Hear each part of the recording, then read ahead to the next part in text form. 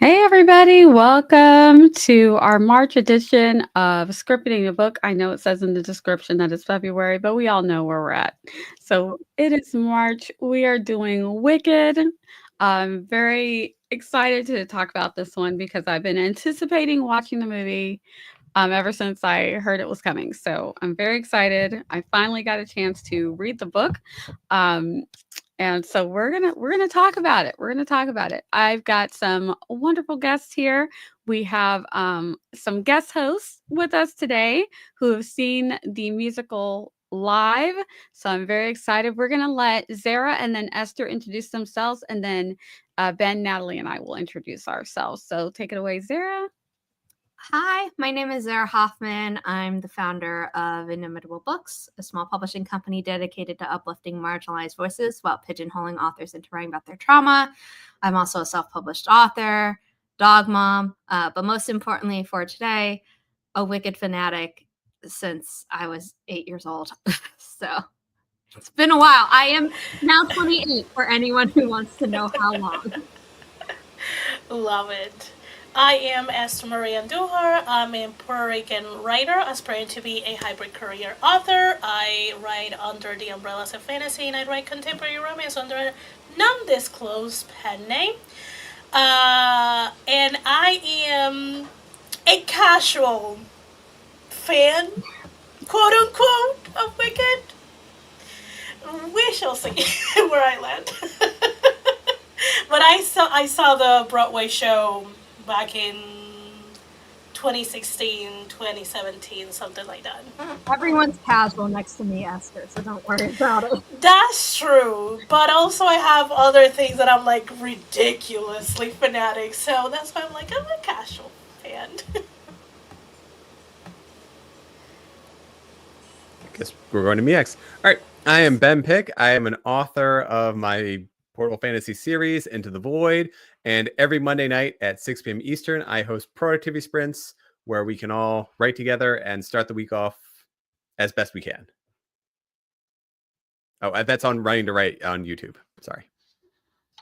And Natalie Locke. Yeah.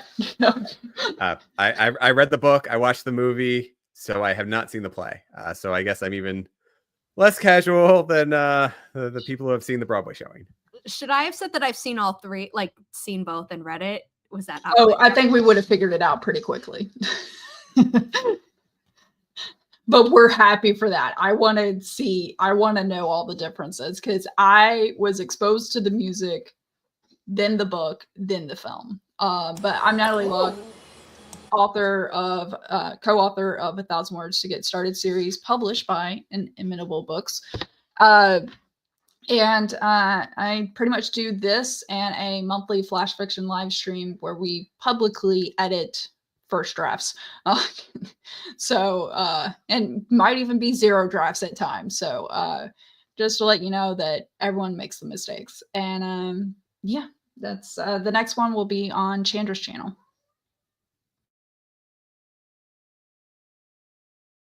You're on mute, Nia. You're muted. And you're here on my channel. I'm Nia, the Vixen of Fiction, all over the internet. I stream every Tuesday night, Night Write at 7:30 p.m. Eastern. You can also catch me over on Twitch and on Instagram, occasionally on the TikTok.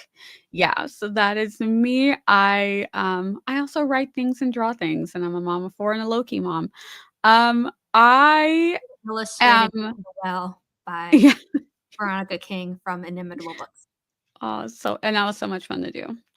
I am a little bit more than a casual fan. I have not seen the musical yet because I haven't had a chance to see it live, but I've been exposed to all of the music, so I know all the songs. I've probably seen Christian Chenoweth and Adina Menzel sing the songs many, many times. So I was familiar in that way, but I have not seen exactly how the musical plays out because I've not seen it in its entirety. I've refrained from doing so. Hello, Amara said I've only seen the movie and I'm avoiding everything that has to do with the second part of the movie. Okay, when we get to the end, we will put up the spoiler banner so you know if you want to or not. You will know. But we're gonna start out with no spoilers. I saw this show also, but off Broadway, like Missouri off Broadway. It's coming to either Raleigh or Charlotte around my birthday time in October. So I'm like fingers crossed. And Go. Even off Broadway is gonna be good. That I production is, performances that come here are usually really, really good. but like they So. wouldn't do a location that they can't do the tour the way it should be done.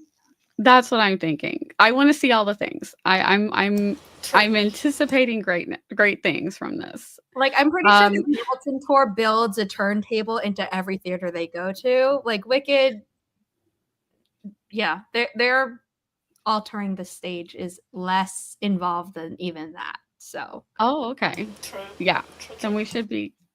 I'm excited. I need to get those tickets. So we're gonna start out though. We're gonna start out with the book. We're gonna find out everybody has read it or at least read up to where we stop at. So this is for Wicked the book, and then we'll get into no spoiler book chat. Anybody a dislike on the book? A neutral on the book? A like. I'm a neutral like. I'm a neutral like as well.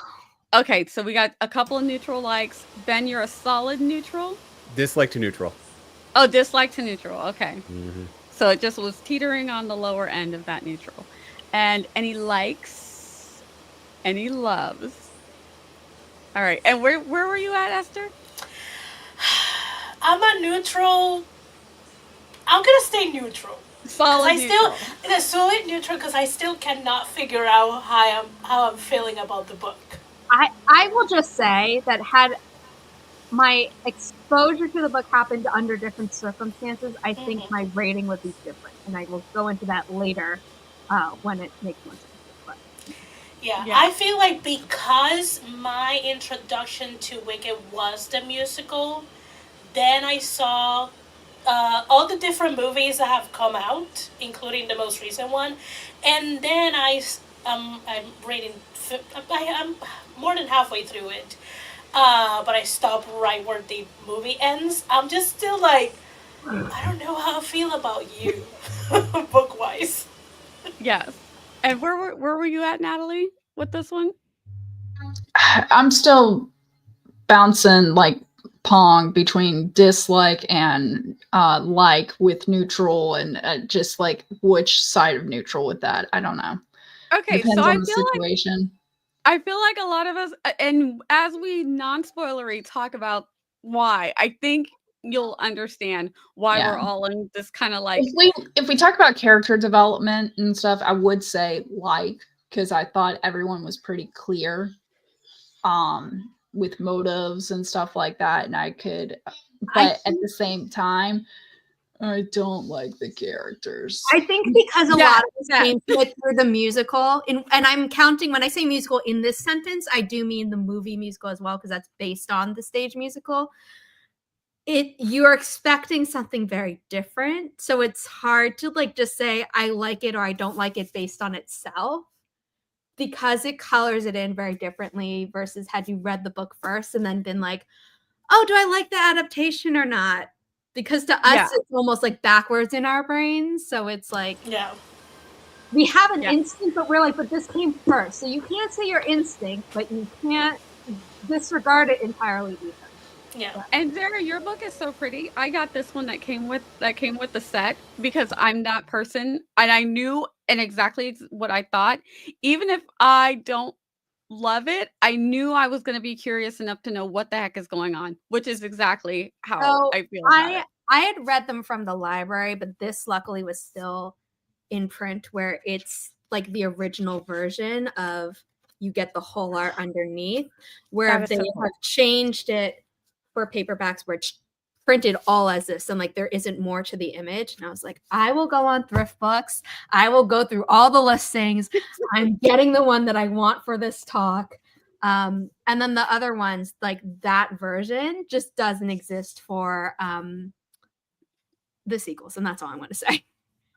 Yeah, and that's the version I have too, but that's because I bought it on a whim like 10 years ago because I knew the music. And by the music, I mean Loathing, Defying Gravity. And that What was is this feeling? Popularly. Yeah, well, that Loathing. Yeah, what is feeling? I'm sorry. I'm just for people who are like really specific. No, correct me. I want to make sure I'm speaking the language. So, because if someone looks but I knew those songs. Yeah. And then I was like, okay, I'll get the book. And so it's probably the longest running book on my TBR because I had it for over like 10 years. And I was like, yeah, I'll get to it. I definitely have books that have been on my TBR longer than that, but I don't think much longer than 10 years. Is that just the magic number of like after 10 years we give up? I'm glad we could. I will say if it wasn't for this, TBR. I probably wouldn't have read it.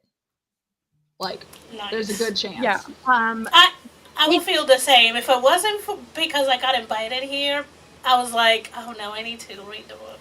Okay. It came out already. I have it at home. I didn't bring it because it's not super relevant to this talk. More relevant to the movie than it is to the original book or the musical. And my mom showed me an article written by someone who like did not know what they were saying. I was like, this is false. This makes no sense. And no. So, the book makes sense. The article about the book didn't. So okay. Yes. Okay, so we do try not to spoil it for people who want to read a book, so we're not going to go into any specifics other than generally you guys understand that it's about Elphaba, the Wicked Witch, her sister, Galinda. Can you really tell Galinda? And it's about her life leading up to what happens with Dorothy. So I like the world building in this is so well done. Okay. I'm like, he really thought this out. Like how this how retellings as well. And those are also really well thought out. Yes. That's what I've learned, that he's got unique lands, cultures. Elphaba's name is Al Frank Baum. That's where it comes from. Elphaba. Mm-hmm. Oh, see, we're gonna get all the little tidbits, guys. This is okay, great. I'll shut up. I'll let Nia continue. I'm so sorry, but you mentioned world building. I was like, I know. It was really good. The characters, I found myself not really liking any of them, which is wild. I'm like, who did I actually genuinely like? Maybe Fiyero, but then he does something where, because everybody's got something, you know, and there are, everyone is wicked at some point. Yeah, exactly. So even if you're like, okay, this person is seeming normal, there it went. They do something very bizarre or very wicked, and it's just like, oh, you too. But yeah, it was just hard to. I mean, I feel like I'm kind of in a way rooting for Elphaba, but also she is. She makes it worse for herself. Yeah. I think I'm conditioned to root for protagonists because as a kid, that's what you always did. Mm-hmm. And then in the musical, you're also supposed to. So I think it's like that. But if I had gone to the book first, I can't say I'd be rooting for anyone. It's more just like, I think I want to see the drama play out the same way that some people watch a reality TV show. Yeah, it feels like that. Yes. You're just watching. I mean, much more depth, but still. You're just watching this drama unfold, and you're just like, oh man, wow, okay. Yeah, it wasn't as bad as some movies like Rec Room for a Dream, where you're just like, everyone deserves to be punished and stuff. Like, it wasn't that bad, but at the same time, it was like it's not much better.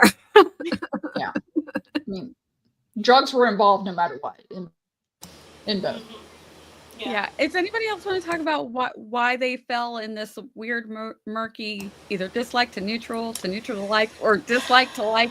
Not sure. Yeah, certainly. So I will say that the book gets worse. So it like cut off at the right point. The second half, the character motivations are just thrown out the window.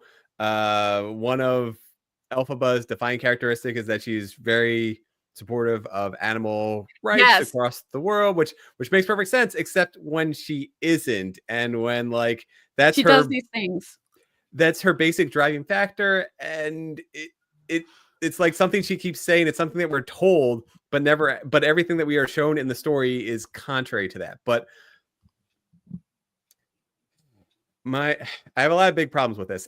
First of all, by setting up in this prequel way, it is drawing inspiration and references from the wonderful world of Oz, while also kind of stomping it into the ground by disregarding everything that came before it. So it is making references to, in my opinion, better stories without actually like, it is both making fun of, it's calling in references, but then also just disregarding them when it doesn't seem fit. So it's like, oh, hey, you know, almost satirical to to what paved the way for this to be released. Yeah, it's here's the ruby slippers. Here's we're going to make the Yellow Brick Road. Here's all this stuff. Here's somebody who could become the Tin Man. Here's somebody who could become the Straw Man. Here's, you know, somebody who could become the Lion. And like, here's all these references, but then it just like twists it in a way which makes it worse. And then because of how it's doing in this story, it's kind of dragging down the Wizard of Oz too. And I also don't. The play might be different in how it ends, but I don't see there being a connection in the book version of Wicked into what is the Wizard of Oz. There are some distinct, definitely spoilery issues. So I can get into that later, but yeah, it feels that deep. Sorry. I think a lot of the like kind of stopping on what came before, and this is a musical thing that they really pushed home, is that like what we knew before wasn't real. Like it was the PR version. I agree though that it's like, but it's like intentionally disrespectful, if that makes sense. Yeah, and I get that, but then you're like if you're going to throw out everything that came before it, then you also can't like raise it up onto a pedestal of you know, this is so there's like this dichotomy that's present. And Nia, I agree with you in that the world building is fantastic, but it dove so like it was. We have given so much, spilled so much tea about like Lord of the Rings and all those other ones where it goes into the world building so much that I was just bored when it went into like this, when it went into this. So it definitely does create a fantastic world, but it does so over such a long pace that I just stopped caring. Yeah, and I actually wondered that because as I was reading it, I was like, oh, that's kind of interesting. Oh, okay, this way. And then I started thinking as I'm reading it, I'm like, I feel like other people would not like this. Like, because I'm like, oh, I'm reading it like this is part of world building. This world is making sense. The politics are really making sense.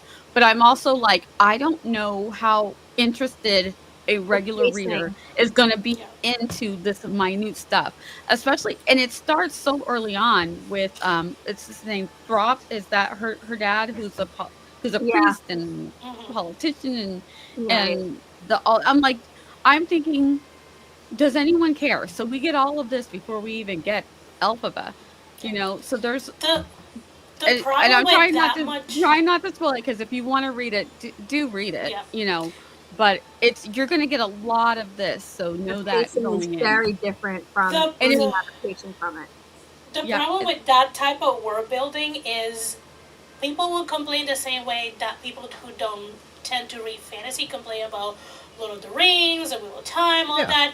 It's too heavy, and it for the most part, unless you connect like 5 brains of cell, it doesn't pertain too much to the characters. It's so much that it pushes the character's arc down, and then you're like, okay, am I reading a story or am I reading an encyclopedia about the world in this story?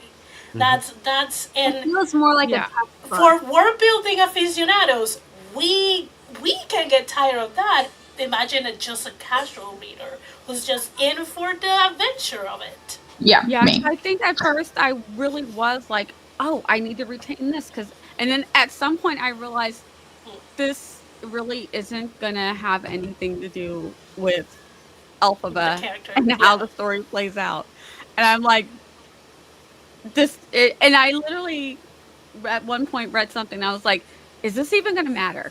And I was like, "Whoa, A now lot I of need to things look circle I have a at lot of the notes building on that. thing. Is this even Yeah. gonna matter?" A lot of things circle back around, if not in this book, in the future book. In the So future, for someone yes. who's like a serious completionist, unfortunately, you do have to remember.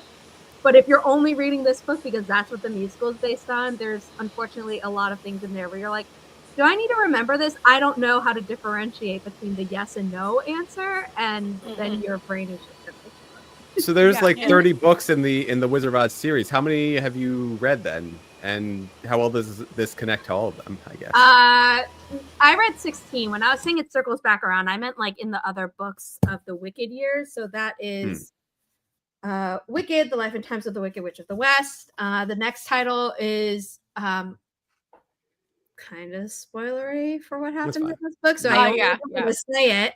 Then the third one is A Line Among Men, and then there was a fourth one, which Out of Oz, and then he just came out like, and by just I mean like this week, the prequel to this, which is called Elfie, and then he has a whole is it a trilogy or a quartet that happens years after Out of Oz. So, curiosity. Would y'all classify this as fan fiction? Yes, absolutely. Yes. I was like, this is totally fan fiction. This is fan fiction. 50 Shades of Grey is fan fiction. Paradise Lost is fan fiction. Like, if it's in any way.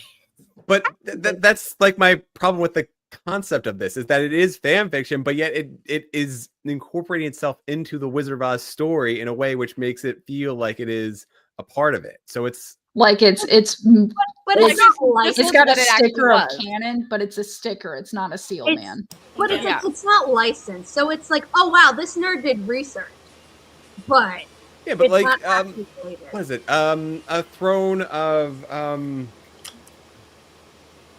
Throne of Glass. Throne of Glass. Thank you. Yes, that is based on the story, but it's not like a part of any Grimm's fairy tale or anything along those lines. Well, most people with fairy tales, if it's like, you can't really insert your story into the world of the fairy tale because there isn't an initial original world. Like, there are a million versions of Sleeping Beauty. More depraved than the next. The further back you go in history, and then there are like 5 minimum versions of Red Riding Hood and like a million versions of Cinderella across different cultures. I will shut up about it, but I also studied fairy tales. Yeah, and there's other versions of Oz, but I don't know if it's because of the musical that this one almost, I don't know if it's on purpose or by accident, it feels like this is what the canon, you know what I mean? This feels like this People forget we have interpreted it as this is the forget canon about now. the other movies that are based on the actual Oz books by L. Frank Baum, but they'll remember The Wiz and Wicked, and some people are like, oh, I only know The Wiz, I only know Wicked. But and then there was cartoon ones of like Dorothy Returns or something like that. I remember it being like Return to Oz. Yeah. I mean, there's also a sci-fi movie of it, which was an abomination. That's the one I know of. Maybe I don't know the other one. That one with Zooey Deschanel.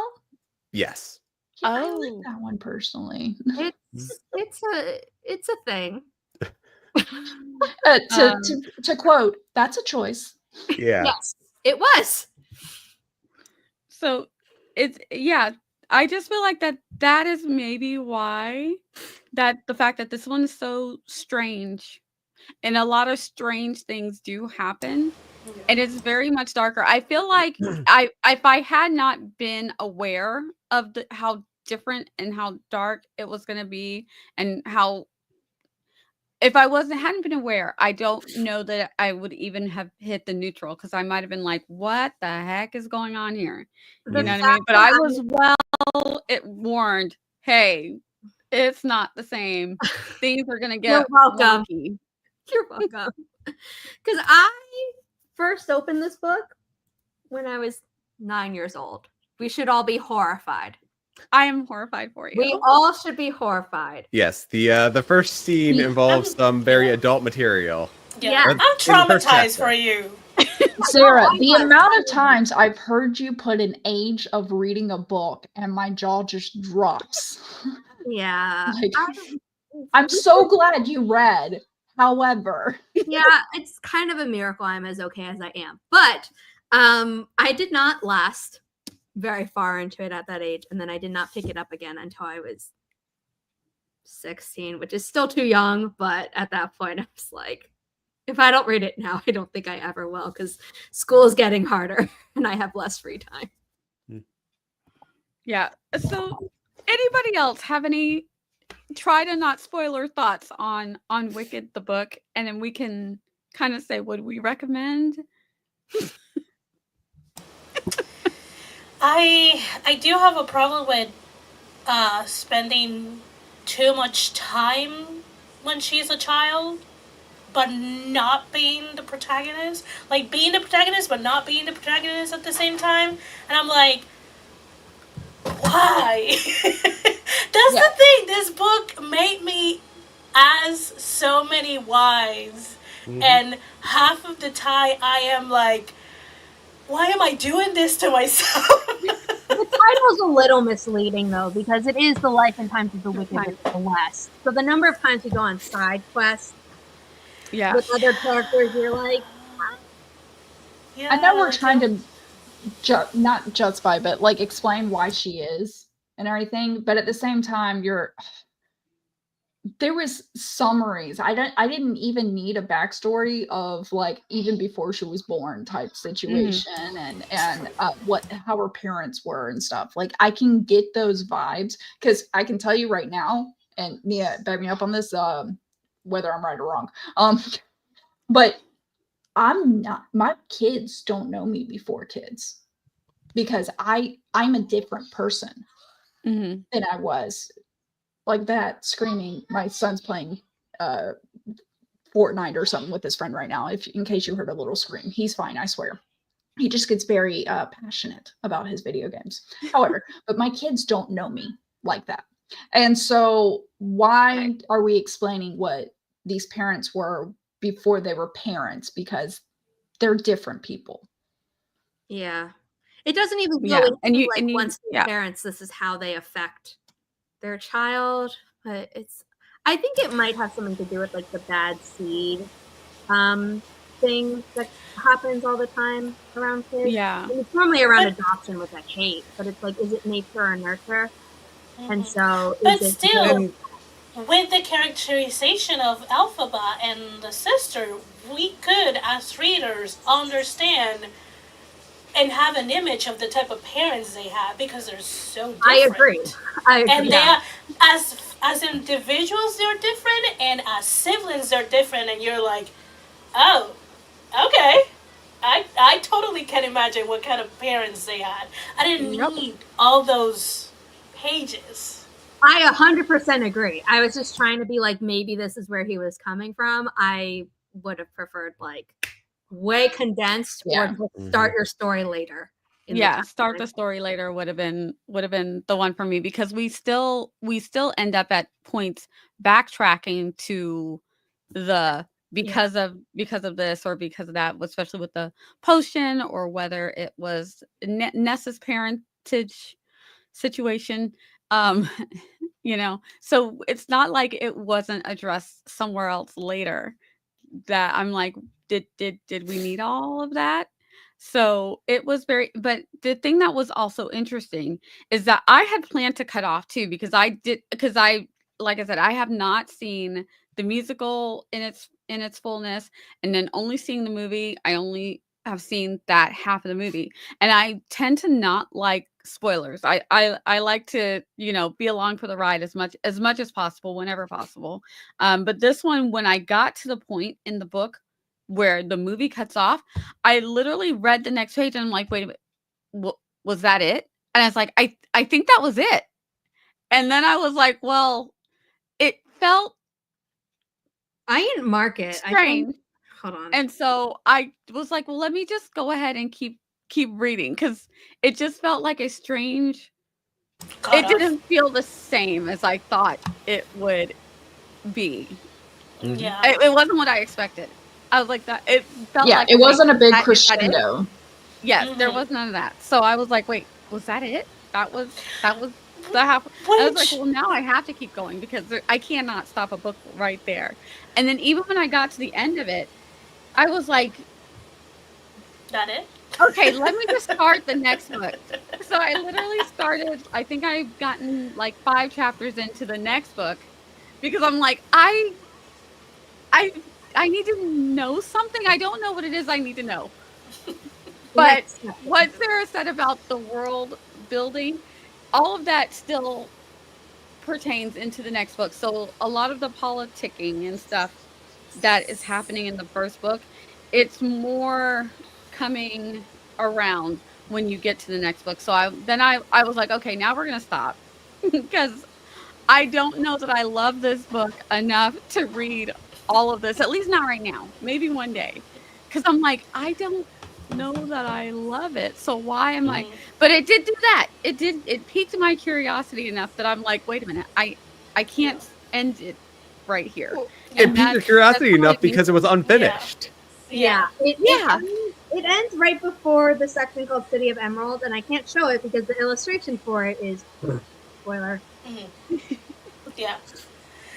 But also it makes sense that in the book doesn't end in the crescendo that we're used to, because musicals and movies are meant to be a spectacle. And something that is a ending but is still not an ending, the only way that quote unquote can feel satisfying is if you end it with a bang, because immediately there's like a bang and then it ends and you're like, okay, this makes sense, that after a loud thing it ends. So opera is the show's not over until the fat lady sings, because it's only like the giant aria and stuff. In musical theater, Act 1, they apply that so people don't leave at intermission, and then they do Act 2, and then they normally end on a big number, but depending on the tone of the story, that number is either really happy or like really somber but like important and stuff. And I'm not going to say what Wicked ends on, but that's why the movie, which was like, we're only going to take Act 1 and make it the length of the whole musical, which I'm still like, we're not there yet of the conversation, but they did that. So that's why it ends excitingly, the same way that Act 1 of the musical ends excitingly, because they're like, we're going to focus here and zoom in. But that section of the book is kind of like, that happened. Because they're and like, they just move on. You're just going to keep reading. And you're like, well, I mean, you didn't mark it as the end of a section. Someone could put the book down. Yeah. Sunk cost be damned. Anyone else want to give their thoughts on the book before we get into, I think we'll do the movie next and then we'll do the musical, because the musical is the full thing. It's not a reread for me. I don't think it ever will be. Yeah. I reread it for this, but I don't think I ever would have reread it again. And I'm calling it a reread because we're going to say that when I was 8, reading 2 chapters doesn't count, even though it certainly counted on my psyche. So since we're in the spoiler-free section, and we're moving into the spoiler section, and Act 1, we're talking about this divide here, I can give a little teaser for what I'll talk about when we move to the spoiler section, where the author, he wanted to show what could cause a person to turn evil, and based on this book, the whole goal and the whole theme of this book is what would make somebody turn into the Wicked Witch, either of the Wicked Witches of the East or West. And that seems to be the theme of their book, whether it's, nature or nurture, whether it's all types of other factors. And yeah, I'll cut myself off right there, just right in the end of Act 1. if left to my own devices, no, I wouldn't reread it. But because I know once the second part of the movie comes back, this is going to be a new conversation. And by that time, I know myself, I'm not going to remember a lot of it because I am so annoyed by it that I'm just going to be like, delete. So I may have to reread it to be able to really join the conversation. So again, I will begrudgingly reread it to refresh my mind. To have all the this- information for the Have all the information for the conversation, and once that is done, I'm gonna delete it again. Yeah. Because there are definitely it's- people online who are reacting to the movie, and then people are like, "You don't know the whole musical," and they're like, "Yeah, I just watched the movie." And it's like, Yeah. Yeah. so people don't have the whole picture, and it's gonna take a while to get for everyone to get the whole picture. So is this a recommend for anybody? Would anybody? I would for.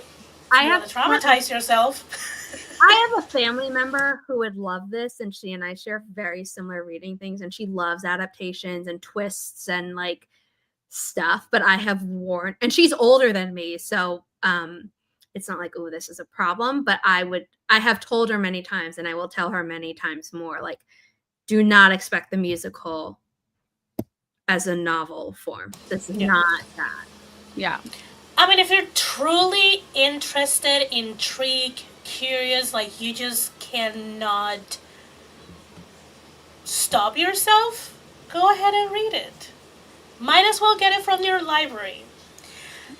But if the curiosity is not so much that you just kind of like, I have to read it, this is a big pass. I would Just only enjoy the movies, enjoy the musical. Do not traumatize yourself with this. I would only straight up say no, don't read it to people who are too young to read it. Anyone else, I'd be like, big warning, if you choose to proceed, that's on you. Yeah.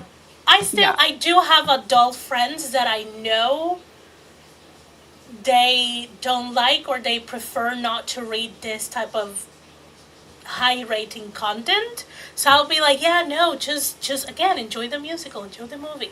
Just stay with the PG-13 version of the story. Just dance through life, Yeah. never knowing what happens in the book. You'll be fine. Yeah. I feel like if you really, if it's got to be that you got to know your audience, because I wouldn't recommend it necessarily, but if someone's like, I'm curious about it, I would give them the same warnings that I got. Thank you guys who my son and Zara, who are similar in age, close in age, who literally he's like right behind you, Zara. And he's like, Mom, warning. I'm like, this is a kid warning the mom. It's that insane. So you know, and he knows my reading style, you know. He's like, oh, Mom, just want to. And my sister is the one who warned my son because my son wanted to read it. And, you know, so my sister is probably like Ben and Natalie's age. So she had read it, and then my son was like, I'm curious, and she's like, I'm gonna warn you. And she's like, you're old enough though, because I think it was 19 or 20 at that time. So he read it, and then I'm like, yeah, I think I'm gonna read it. And he's like, Mom, I'm gonna warn you. Yeah. You're not gonna miss anything. That kind of reading, but they by the enjoyed way. it. Like, My there's sister no like enjoyed it. extra info, or I mean, there I is mean, extra there are info, but few- it's there not are- filling gaps that most movie adaptations like jump over abysses, and you're just like, wait, There- how do we get here to here? There You're are not really missing that. minor things. So just like when we get to the movie and when we get to the musical, I can be like, oh, if you've read the book, you know what this means. And if you haven't, you're just like, whatever. And it never rings a bell. It doesn't make it or break the movie or the musical, and Absolutely because not. Right. of that is like, I agree with Natalie. Like, you're not gonna get anything mind-blowingly new, and it's like there's no lagoons to be filled by the book. So It's a lot more. I'm gonna use that, information, a lot lagoons more to be detail. filled. Yeah, I like that too. literally, that's a translation of a saying in Spanish that I just like straight up to English. There we go. That's what it So is. funny. It's so funny. All right, we're gonna move on to the movie, and when we do the movie, we're gonna do movie spoilers only because we'll save those weird book spoiler things till the end, so that if you still feel like you want to read the book, you're safe here. So this is what we've seen in the movie. Anybody a dislike on the movie? Neutral on the movie. I'm dislike, but that's Like on the movie. I feel like I'm a like. And did we have any loves? There are parts of it that lean towards love, but I'm solidly in the I like this. Sorry, Natalie, for where were me, you? I didn't see. I'm Like, tracking this all. Like, okay, Yeah. cool. I would have probably Ben is our liked it data more. collector. I would have probably love liked it it. more if it was the whole movie in 2.5 hours versus half of it in that amount of time. But yeah, I thoroughly enjoyed it. Anybody else like want it. to talk about why they're a neutral? Let's go to the neutrals. We got some neutrals. Zara, you were a neutral, or were you? I was a a like? dislike. I was the Oh, only. you're a dislike. Why are we a dislike on the movie? No. Don't. I should not go when other. Oh, people not first. talk. Okay. I should go last. Let's do some more likes. Esther, why do we like the movie? Partially was the cast. I did enjoy the cast. I'm gonna preface this. I did watch it with friends, so that also, has a filter in my experience. So it was an enjoyable watching because I was with friends. It is. It was good. It was a good production. It was pretty to look like. It sounded good. Like, I don't find anything to quite dislike it. And for someone who doesn't like movie musicals, I Right, wasn't you talked about that. annoyed to the point that I was just like, ugh, this is such an ordeal. I was like, it was a nice 2 hours. Should have been shorter, yeah, but I'm not that mad about it. So okay, I like it. I can deal with it. And that's a lot to say because I really don't like movie musicals. Yeah. I wasn't sure how that was going to go. And so I was like, oh, okay. Yeah. Natalie, you were also on the like side. What Yeah, did you I like know there was about it? at one point where I was like, oh my God, how much longer? And I still had like 40 minutes. And I was like, oh God. I did saw Nia I did hovering a that couple too. of times. Yes, Like, I seeing did. how I did. long I was it like, was. how much? I did. I was like, how much I longer? looked, but I didn't fully have to look because I have like the musical memorized. But I was like, oh my God, this is. It's yeah. I liked it. I thought the casting was well. I like seeing the depiction of the world and everything and the colors and stuff like that. It kind of made sense. I know at first I wasn't for the casting, but seeing them in the element in the world, I was Mhm. like, okay, this kind of makes sense that how they embody the character that at least that I had preconceived in my head from watching Wizard of Oz and then reading the book and stuff like that. And then what I knew of the musical, which again was just what is this feeling and defying gravity. Like really, I didn't have any breadth of knowledge outside of that. But I did see like YouTube videos of like what is this feeling, and I love that like we don't like each other thing. Mhm. And that's kind of what got me interested in watching it. So I liked it because I did think like one of my favorite parts, but I can say a part, right? No. Yeah. Spoilers. Spoilers Okay. for the movie. It's so the let's go dance ahead and get scene. into it. You're gonna It's have to. the There dance. were multiple dance scenes. The The one specific between dance Elphaba where and- this is yeah. done. Okay. Yeah. Oz's ballroom. The bar. For Yeah. people who So that aren't dance scene is kind of like really what helped me see this connection and stuff, because I wanted chemistry between characters, Mhm. and I kind of felt that. I will say even the marketing of seeing the two main characters, sorry, I suck at names. But Ariana and Cynthia. Elphaba and Yeah. Galinda. Are you? Yeah, that was comparing interesting. for actor names? Huh? Actor names or character names for the two? Actors. Okay. Yeah, Ariana. Cynthia Erivo. Yeah. They seeing their connection even off film, I thought was very genuine and authentic. And I hate to judge people because they're actors, but at the same time, seeing a connection off film makes me feel even better about the connection on film. Yeah, despite like the movie Dirty Dancing, for example, they hated each other. So, but they had chemistry on screen. Yeah. Same thing with the guy Paul Wesley who played Stefan and Nina Dobrev who played Elena. Apparently they hated each other the first season of Vampire Diaries. Yeah. Yeah. They thought the other was that's why I'm more of a like of the movie. Honestly, I didn't care for any of the other songs that I didn't know and everything. I would say maybe the entire scene of the singing about when they're in the library and they're like, we're made for each other. Like that one, I kind of worked. I could see that. But most of the music, I was just like, yeah, all right, got it. That one is Dancing Through Your Life, isn't there? Yeah, maybe. Yeah. Y'all know better than I. But I didn't get turned on to more expanding my musical prowess than I already had. This might be sacrilegious, but I feel like the musical of The Color Purple had more songs that I enjoyed than what Wicked did. I think it depends on the type of musical you like. Yeah. It's Lion King, Wicked, Hamilton. I know Hamilton is not 100% musical theater music. Like there's a lot more rap in it. I love Hamilton though. Yeah, and like Les Mis, they all have a certain type of sound. Yeah. But Color Purple, Ragtime, Bandstand, Rent. A lot of these are like time period pieces in one way or another. Like Hamilton is and it isn't because it's like the past and the present, but Rent is squarely where it exists in time, if that makes sense.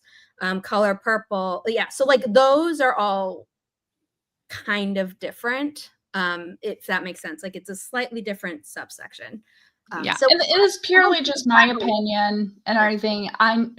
It's critically acclaimed, the Broadway show as well as the movie, outside of my opinion. So just one person who in the middle. I don't think we're worried about you tanking sales for the second. Yeah. I think Wicked's going okay.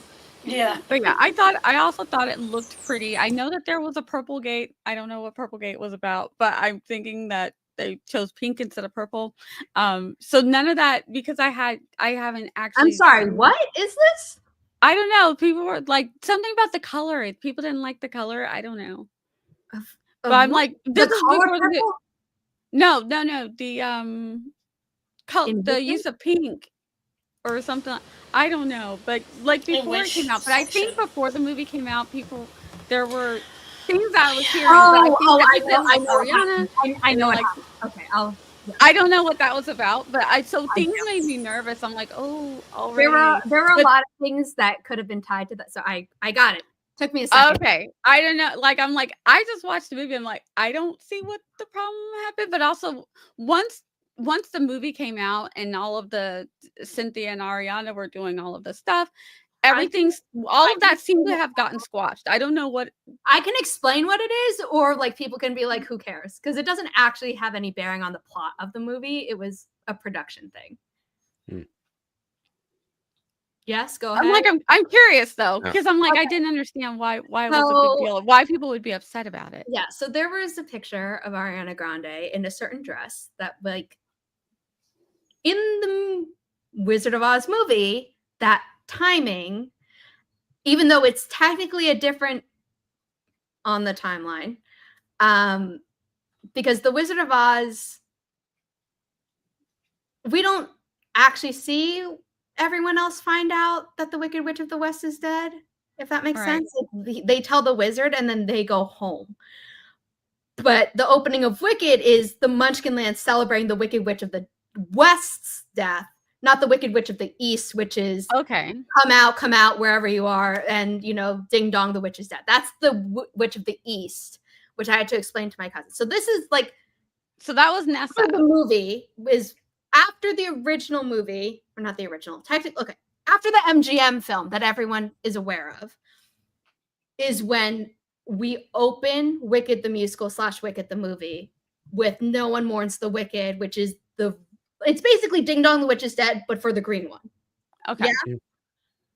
In the musical, she wears a blue dress. Oh, blue. Glinda in Ding Dong the Witch is Dead is wearing a pink dress. The first photo made it look like the dress was purple, which would have been a combo. And everyone's like, that looks so ugly. Pick one and commit. That was what they were upset about? Yes. Okay. But there were a lot of lighting and coloring errors of promo stuff before the movie. So like the trailers made a lot of things look very washed out. And then you get to the movie and it's like, no, they are vibrant, as it should be, because it's freaking Oz. But I was very concerned going into the movie. I was like, I'm sorry, why is the Emerald Express like really muted? Like that makes sense. Okay. There was the same thing with The Little Mermaid, I believe. People were like, the color, what's going on? Yes. And then the movie came out and it was like, okay, it's gorgeous. Never But mind. this one, because it's purple instead of pink or blue, everyone's like, were they trying to do a thing where they just combined it? Because that's dumb. Gotcha. But they blew it out of proportion and like it didn't matter in the end. The dress is pink in the movie. The dress is pink in the movie. Listen, So the entire fans like not being, what do you feel like it was like maybe fans being nervous about what they were gonna get? It was musical fans being upset that it wasn't the blue dress, and then people on the internet being like, oh, they're probably trying to bring in the movie, and then no one was happy. And it's like, okay, simmer down. Who cares? That's not what you should be worried about. The thing is that I can tell you, the movie industry is kind of scared of the audience because, like, look at the entire reaction when Sonic. They need to be scared of Broadway. They should be, but this is something of like. But they will tailor it. For all we know, the videography was actually muted, and they're like, crap, the way they're reacting to these pictures, we need to bump it up. Because with Sonic, they like totally revamped Sonic because the entire like gaming industry was like, what? I don't even game, and I knew that is messed up. Yeah. Exactly. And so I think a lot of they heard the feedback just from like the promotional stuff, and they're like, we need to fix this. Yeah, that's my guess, just because I could see people doing that. Yeah, but I do believe there have been behind the scenes clips of the filming, and the dress was always pink. So that was just like a lighting error thing, or like they put it out at first. But they might have bumped up all the color saturation, like Natalie. Just to make sure, like we don't. All right, so so there was all of this stuff. There was like a lot of buildup where once the movie came out, I think there were some people not really wanting maybe Cynthia or maybe Ariana, but I think once it came out, I think everybody was. I don't know if they were surprised that they did a good job. Like they both have lovely voices though. But yeah, I think a lot of people were surprised they did a good job, and I'm like, are you guys deaf? Like, I'm sorry, whether they are good actors or not, they have pipes for days. I wasn't worried about the songs at all. Cynthia Erivo was at least Tony nominated. I can't remember if she won it for The Color Purple on Broadway, and Ariana Grande was in this cult hit musical called 13, not related at all to the movie by the same title by the director of the first Twilight film, before she was in Victorious. So like they both have Broadway. They have the chops. They got the creds. They got the creds. I love the full circle. Career suicide on such a beloved musical being turned into a movie. He would not do that. Yeah, I love the full circle that Ariana actually went and saw Wicked as a child and took a picture with Kristen Chenoweth. Chenoweth, and Chenoweth actually was like a mentor for her through her career too. And For so people who don't know, Kristen Chenoweth was the original Glinda on Broadway. yes. And and I remember Kristen Chenoweth's doing a intro for Ariana at some award show and mentioning this story. And then a few years later now, this full circle of Ariana and the Glinda as cameo. well. PBS had a Wicked, I think it was Wicked 15. Yeah, Wicked 15, because we're now past the 20th anniversary. Wicked 15 concert where they had people, famous people singing songs, and then also bringing on the originals and also bringing on current cast members and things like that at the time. So Pentatonix wound up singing "What Is This Feeling," and some couple sang a song from Act 2, which I'm not going to mention. But yeah, they had. So I think Kristen Chenoweth introduced her in that one. But interestingly enough, she sang "The Wizard and I," which is an Elphaba song, which led to casting confusion between John M. Chu was like, Ariana Grande wants to come in for Glinda. Ariana's like, I want to come in for Glinda. The casting director was like, I think she's reading for both, so let's just give her all the songs. And she did all of them, but she was like, I don't really know why I'm doing the Elphaba stuff. And so she had to come in for a second audition that was just Glinda material. Oh my gosh. That's a lot of work, but okay. I mean, she did it. She could do. She Yeah. could sing either. Yeah. Part. That wasn't the problem, but it was very funny. I'm just imagining them doing what they do a lot of times where they have an actor playing two parts. I'm imagining her running around. I don't think they had her do both parts of What Is This Feeling. I think they assigned her one part or something, but they had her do Popular and The Wizard and I and Defying Gravity, and Popular was the other one. Okay, those. Okay, Yeah, I had Popular. 3 songs that I knew beforehand. Yeah, I was gonna say. I was wondering. I'm like, you didn't like Popular? Popular is probably besides Defying Gravity was the one. Popular is a villain song. Yeah. Oh yeah. But Popular is like a pop song for villains. Mm-hmm. But at least it's more fun than Shiny from Moana, because that song, I hear 5 seconds of it, I'm like, stop! I don't care that you were written by Lin-Manuel Miranda. I hate you. Yeah, but yeah, I agree. I love the casting. I feel like even with Jeff Goldblum, I feel like a lot of times he plays Jeff Goldblum. So it's like Jeff Goldblum as a wizard. I was fine with it. The same way Johnny Depp plays Johnny Depp. I felt like he was actually playing the wizard, though. I didn't feel like. Yeah. And I was worried. I wasn't worried. I was something I was keeping in my mind, but seeing it, I was like, no, I think he actually played it. So. He did remind me when he played. Yeah, that's what I was saying. He reminds me a little bit of the Collector in Marvel when he was playing. That's what I was. Yeah, he did. Like, yeah. I'm like, huh? You are Miss Universe? Maybe that's why they wanted him to do it. They're like, hey. I think he's starting to play a lot of roles that are similar, and not just because Jeff Goldblum plays typecast. You know what I mean? Yeah, he's getting typecasted. Because he did that in. There's one that he's in with the Greek gods. I forget what it's called. Chaos. It's similar vibes. But I think, as far as I can tell from interviews, I think he's like, hell yeah, let's cruise, baby. I'm fine with being typecast. Yeah, and it worked. Yeah, and so it's a paycheck. Yeah, it worked. What's to be mad about that? I'm trying to think. Is anybody that didn't work for me? I can't think of anybody who didn't work for me right now. But maybe as we get into our dislike. Oh, so I will say in the positives, the movie fixed a couple of the issues that the book had, which when we get into spoilers, we can discuss, and the differences between the two, because that does make the movie significantly better than the book.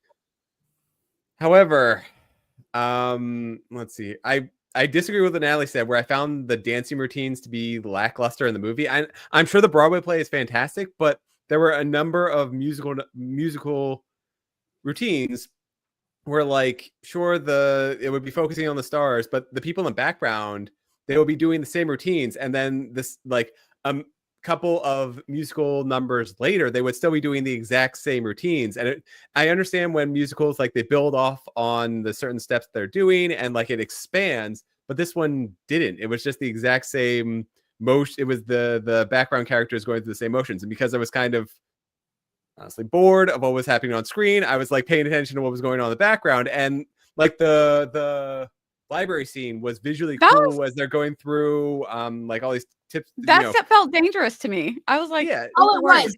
The stunt coordinator was like, this guy jumping through with that camera, it's a single shot, there's no cut.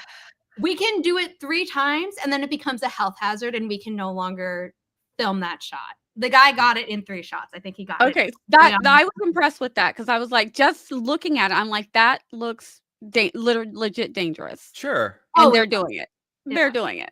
Yeah. But it seemed like the dancing was too simple. It seemed like it was just not. Oh, I agree with the dancing. I was talking about just music itself, like singing. Oh, fair enough. Yeah. Let's see. The movie was also very heavy-handed. I get that. There were times where I thought, like, was it the library? Maybe one other where I thought that they could probably kick it up a notch, but I haven't seen the musical in its fullness to know if they were on par. The ballroom. Perfect thing about that. So this was better done. There were let's compare this to Wednesday, the show, because you have, this really upbeat person roommate with like the dour gothic black style. Everything is black on one side of the room. Everything is like rainbow on the other. And in this case, when that came out, everyone was like, "Oh my god, it's Glinda Elphaba coded," and we're like, "It's called Grumpy Sunshine," but like, yeah, it is, but you even had the Wednesday dance scene where like Elphaba is doing her unique thing, and like the entire time I was thinking this is dumb. So have any of you seen it's High School Musical, but it sounds realistic. So it's them in like the kitchen, like hitting all I'll put it in our private chat. I have not, but now I feel like are you saying someone recreated the scene from the second movie where probably, but there's no music, so it's just them like with no it's sound. Actually, what it would sound like versus the clearly auto-tuned and bumped up scenes in the second movie. Yeah, so it's the same thing. Like when Wednesday came out, like every single woman I know thought it was so incredible and so empowering, and like this is the coolest scene ever. And I wish, like, I feel like I'm her and all this other thing. Like, if you were actually there, you would not like Wednesday. Like, you would not want to be the person doing this weird dance in the middle of a room by yourself, probably hitting it, everybody within a 5-foot range of her. And like the reason it's empowering is because we found out that Jenna Ortega choreographed the dance herself. Sure. Yeah. But like, within the story, you're like, you wouldn't need that person. Yeah. No, I wouldn't want to be friends with that person. I wouldn't want to date that person. I wouldn't want to be around them. And like, it's the same thing in this movie where, okay, so she doesn't know how to do her dance, so she's going to do her creative dance, but it's just, I did not like that scene. I mean, that's supposed to be painful to watch, but you're not supposed to be Nessa, who's the freaking sister, to be like, I can't watch this. It's like, you're a shit sister, aren't you? Yeah. I agree with like that brought out everyone's true colors. No, and I agree that that's the purpose is that's supposed to be awkward, but it doesn't make her endearing because she's suffering from being the source of this awkwardness. Like, it just makes me not want to be. They still didn't like it. It's not supposed to make her endearing. What makes her endearing is that Glinda is suddenly like, I kind of like feel a little bit like Ben. It doesn't, to me, that scene doesn't make anyone endearing, not even Elphaba. Because not only is awkward and painful, it's like, you did all of this. You got Glinda that thing. I'm not going to say the thing yet. You got that. You being rejected publicly and like without any, like no one is being even polite about it. And you're just gonna, again, go against everything you have done through the movie. Mm-hmm. Do this to try to reach out to Glinda? Like, what? This doesn't make sense. what? Well, at no, all. Well, she wasn't I reaching out don't to think that Glinda. that's what she was trying to do. She was just doing her own self-expression, and then Glinda happens to But reach out to her. it's still very much against what we've been But on the seeing her stage, do. It's much more that. She's doing her own thing. I don't care that everyone's staring at me. That, Everyone yeah. stares at me already. I'm gonna go against the grain. I am not gonna let them make me hide because they Right. want me to disappear. I'm here. And I'm not I'm going to. staying. And then Glinda feels really, really bad and goes. And in the movie, they give her 2 sidekicks who are like, you shouldn't do that. Like, they Yeah. give her sidekicks have a bigger role in the movie than in the musical. Yeah. Like, you see them a lot more. But in the musical, their only purpose, really, aside from backing her up on what is this feeling and carrying her off when she's like, oh my God, something's incredibly wrong. I ain't get my way when she finds out she has to room with Elphaba early on, is they try to stop her from joining Elphaba on the dance floor. Like, that's they have 2 purposes in the stage musical, and that's it. But it's not about, oh, we're supposed to like Elphaba more. It's she's being stubborn, and then Glinda co-opts it, and that's what makes them all start to like her, and why they all then like her later and are excited when she gets the invite to go to the Emerald City, etc. But it's not. I feel like in this scene though, it's the one time where it wasn't working. Because Elphaba does this thing where you see her, she sees that you see her, and she goes, "No, I'm not green because I ate grass," and da-da. That's her. And then she goes on, and it does, and people just kind of like, huh, at her, but it kind of like it breaks that wall of, oh my God, she's green. She has this defense mechanism where she's going to jump on it. She's out front with it. I'm going to get the awkward out of the way, so now we can all just move on. And then And I think that in this dance scene is the one time where that's not working. Yeah. And she's just painfully going on and on.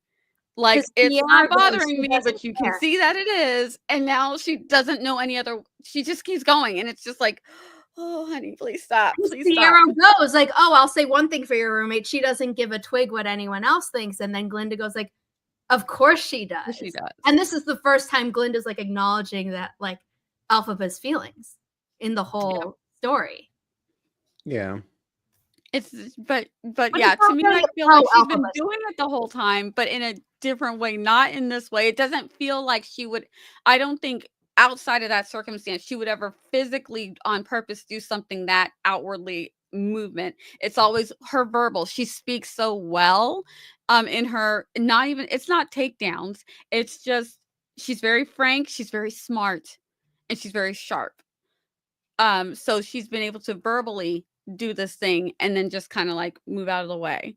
And this was a time where that was not happening and it was bad. It was That's what I was trying awkward, to say. and we all wanted it to stop. Yeah. But I get your point, Ben, not liking the scene, but yeah. Yeah, it was difficult. But I honestly, I haven't seen the musical, so I don't know. I haven't seen that part of the musical. I've only seen them singing, so I don't know how else that was supposed to go. It's So less I guess painful when you're not. it's less painful. It's when you're not getting close-ups of their faces and of the audience, of the classmates all staring at her and stuff. It's still like All right. awkward, but it is a lot less painful and it feels less drawn out. Yeah.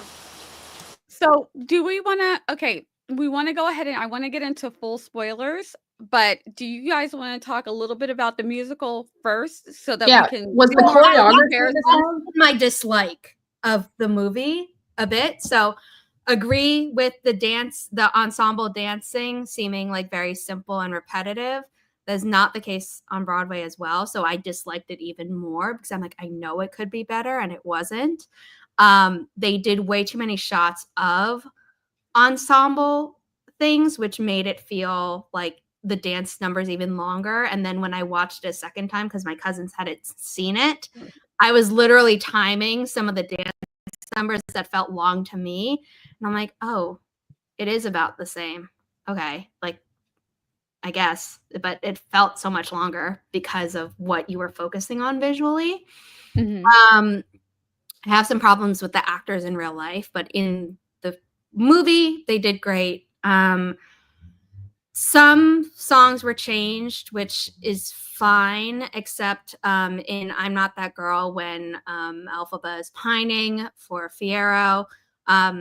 There's one moment where she adds in a little weird jazz like trill that doesn't exist, and I wouldn't have cared if she had done that if it sounded coherent with the rest of the song, but it just snapped me out of the song. But like that was one instance. The opening, they mixed the music wrong. The drums were way too loud when you're seeing the monkeys flying To Munchkin Man in the Broadway version and every stage version. That's not an issue. I was like, oh my God, this is people's first interactions with it. On Broadway, that music actually initially, and they've since gotten rid of it because I feel like something went wrong one time and they were like, we're not doing it anymore.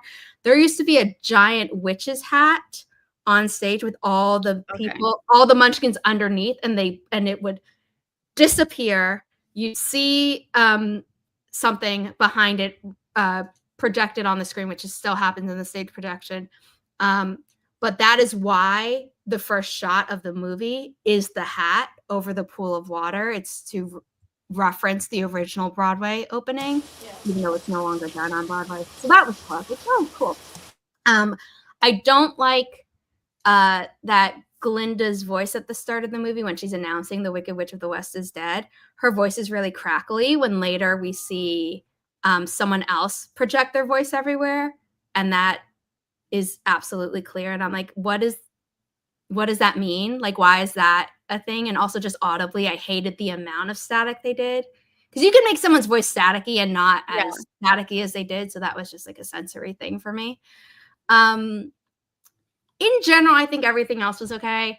But what pissed me off the most, I think I liked the movie more than I found out before I found out about what scenes they cut. Because they built out a lot of things. And I'm like, if you're gonna basically double the runtime of Act 1, you know what you could have done? Is actually give us scenes that build character more that we don't get an opportunity to see on the Broadway stage, instead of extending these other scenes of just walking around the quad. Like, no offense, I don't care about any other Shiz University student except Elphaba, Glinda, and Fiyero. I don't care. I don't even really care about Nessa Rose at that point, because I know what happens. And so, but you know, the first time I saw it, I was like, yes, I cared about Nessa Rose because I'm not heartless. But now I'm like, you kind of deserve me to be a little bit heartless once you know the rest of the book, the rest of the musical, whatever. And it's just like, you could have done so much more. And then last nitpick, the start of One Short Day, they're getting off the train, fine. But they have the chorus sing One Short Day 5 times, which adds an extra 30 seconds to the song, which shouldn't matter. But given they wrote a new song to put in the middle of that number for cool reasons, or I don't know, a little bit cheesy reasons, but still cool to many people, I was like, you already lengthened this song. Don't lengthen it even more with stupid stuff, please. Gotcha. And the How did you feel? I'm sorry. Yeah, and the run through the before Defying Gravity, the lead up to Defying Gravity, when they're running, I was like, I feel like I'm in a Marvel film. And in the musical, you don't see any travel time, which I get isn't realistic in the film, but it didn't have to be that long. So that's where I was starting to feel like these things are expanded, and they should have expanded the runtime in different ways. And then finding out that they had and cut that instead, I'm like, okay, now I'm just pissed. So that's why I'm in dislike, even though I think they did a lot of things right, actually. How did you feel about the last song, Defying Gravity, going from night to day, back to night, back to day? Hated that. Hate that she's hovering above them, sings something, and then they reply. I'm like, you can't hear them. You can. Someone is up in the air above the clouds, like Maleficent is in the first movie when she's a fairy, she's flying above the clouds. And I complained about it to my friend who's a filmmaker, and I saw it with him. I'm like, they're not going to hear it through the clouds. She's like, oh, maybe there's magic. I was like, that's not established yet. You can't do that. You had Glinda be staticky, so why would this be clear? Yeah. But this is clear. And in between, you had Madame Morrible be perfectly clear. And if someone's like, oh, it's because she has better control of her magic, it's like, Alphaba never learned that. We never see her learn magic, really, aside from that one lesson, which is still one more lesson than what we see in the stage musical, but still. But two counterpoints. First of all, Defying Gravity is like my favorite song on the soundtrack. It's fantastic and whatever. Second of all, the musical actually has Elphaba learning magic, which the book does not do. Yes. That's true. Yeah, that is. That's the I was very biggest confused thing. about That's that. my biggest gripe on the book. I'm like, we're building up about this wicked witch. Where is she? Where is All right, the magic? really quick, let me get you guys' thoughts on the musical because I want to get Ben's full spoiler thoughts before he has to go. So, what going to the theater to see the musical? What were you guys' thoughts? I like it to love. I And love it and obsessed with it and would have it tattooed on my soul if that were possible. It probably already is because souls aren't. Yeah. But yeah. I also met the cast for my I can't do time. My 9th birthday. Because Wow. I had a friend in the show. So that was like that's amazing. awesome. I liked it All right. before then. It was actually my second time seeing the musical, but it was That's a cool memory to have attached to it. All right, let's go in full spoilers. We're gonna let Ben have at it first, since Ben's got to go relatively soon. I want to make All sure right. he's got some time, because then the rest of us can ramble on until we have to go. Sure. And I'm going to say a lot, and then I guess there will be no rebuttal because everything is as follows. So first of all, Wicked says a lot about social injustice, fascism, inequality, racism, elitism, torture, and the like, but it doesn't amount to more than those things are bad. Like every single chance where it gives it, where it could expand on it, where it could say, it could show the characters reacting, just plain old reacting, whether it's in horror, whether it's in shock, whether it's in amazement, whatever, because you have villains in here. It doesn't do that. It just says like, hey, by the way, this is bad. And, oh, we just invented this incredible thing called the cage and we're going to keep this animal in it. And you have one person who's like, that doesn't seem right. But then it's Elphaba, first of all, who then goes on to say like, to explicitly target Dorothy's dog of like, I'll get your little dog too. Like somebody who is so pro animal can't also become the Wicked Witch of the West. And to in the book, so in the movie version, it's a horrible travesty where she accidentally creates the flying monkeys. But in the book, it is intentional. She mutilates the monkeys to give them wings, which defies like all of her character motivations. that is fixed in the book, Elfie, but that's different. So Sure. But yes, there were like 20 there. The book came out in 1995, so it's been 30 years, right? So PETA didn't beta read. For us thinking she intentionally mutilated them, and then it's been 20 years of being like, but she accidentally does it on stage. So that criticism still stands. Ben, I just wanted to be like, he finally fixed it. But then you have to read how many books to figure right, out and like I understand the like, concept oh of my retcon. God, why? Exactly. And I mean, I just have so much in here. Let's see here. Oh, we learn about the Grimmery a scene before it becomes relevant. So she had actual history teachers. She's in a school, and there's this MacGuffin that we learn about that becomes the primary focus of the climax of the movie that we learn through a song, like literally a minute before it becomes important. Yeah. I would have liked for the Grimmery to have been something that was mentioned early on, like maybe mention it to the students that only the most elite of students will be able to actually visit the wizard and see the Grimmery, so that we, so that we have, it doesn't seem like this thing that just. When Madame Morrible was saying you could become his Grand Vizier, that should have been thrown in there. That would have been a great spot. Or there's a perfect opportunity. So she has two history teachers. The first one is all about the animal rights, which makes perfect sense. And then they switch over to a second teacher who's like, I'm going to teach you the real history of Oz. And that would have been a perfect point to interject something in there about, you can still do the racism and all the other, animals deserve to be treated, put in cages and all that terrible theming, all the theming that's in there, but you could have also thrown in like a grimoire or given some justification or something along those lines. Well, that's why they inserted that entire number featuring certain recognizable people when they were in the Emerald City. Yeah, That right. Went to Emerald City. Stage musical, which honestly I think the stage musical. But it was a little too late. Yes. At that Yeah. point. We could have done a easy cameo of like being shop owners or something in the city. It didn't have to be what it was. Yeah. I wouldn't have even cared if it was what it was, if it had just been shorter. Yeah. Exactly. So I will say that the movie made me curious about the play and the theater because it had moments and like hints at greatness where I can feel like the stage play was so wonderful, but just the movie kind of wasn't there. So I don't know. That's like I got like pages and pages of notes, but it amounts to that. That's a good thesis statement because I can say yes. I can say yes. So Yeah, I feel like honestly that would be my biggest gripe is that it was so long, and now Zara is now saying that there were things that were cut. So I'm like, it was this long, and we could add that. We could have seen versus Alpha and Glinda some of the actually wandering. becoming friends. We could have seen one montage and one actually good scene between them actually doing stuff. There was another scene between Alpha and another character setting up stuff for Act 2. That would have been great, but nope. Nowhere to be found. it was really cool though how Elphaba enchants the broom rather than is given it in the book. So in the book she's given the broom, she's just told that she's a witch without doing any witchery, any magic.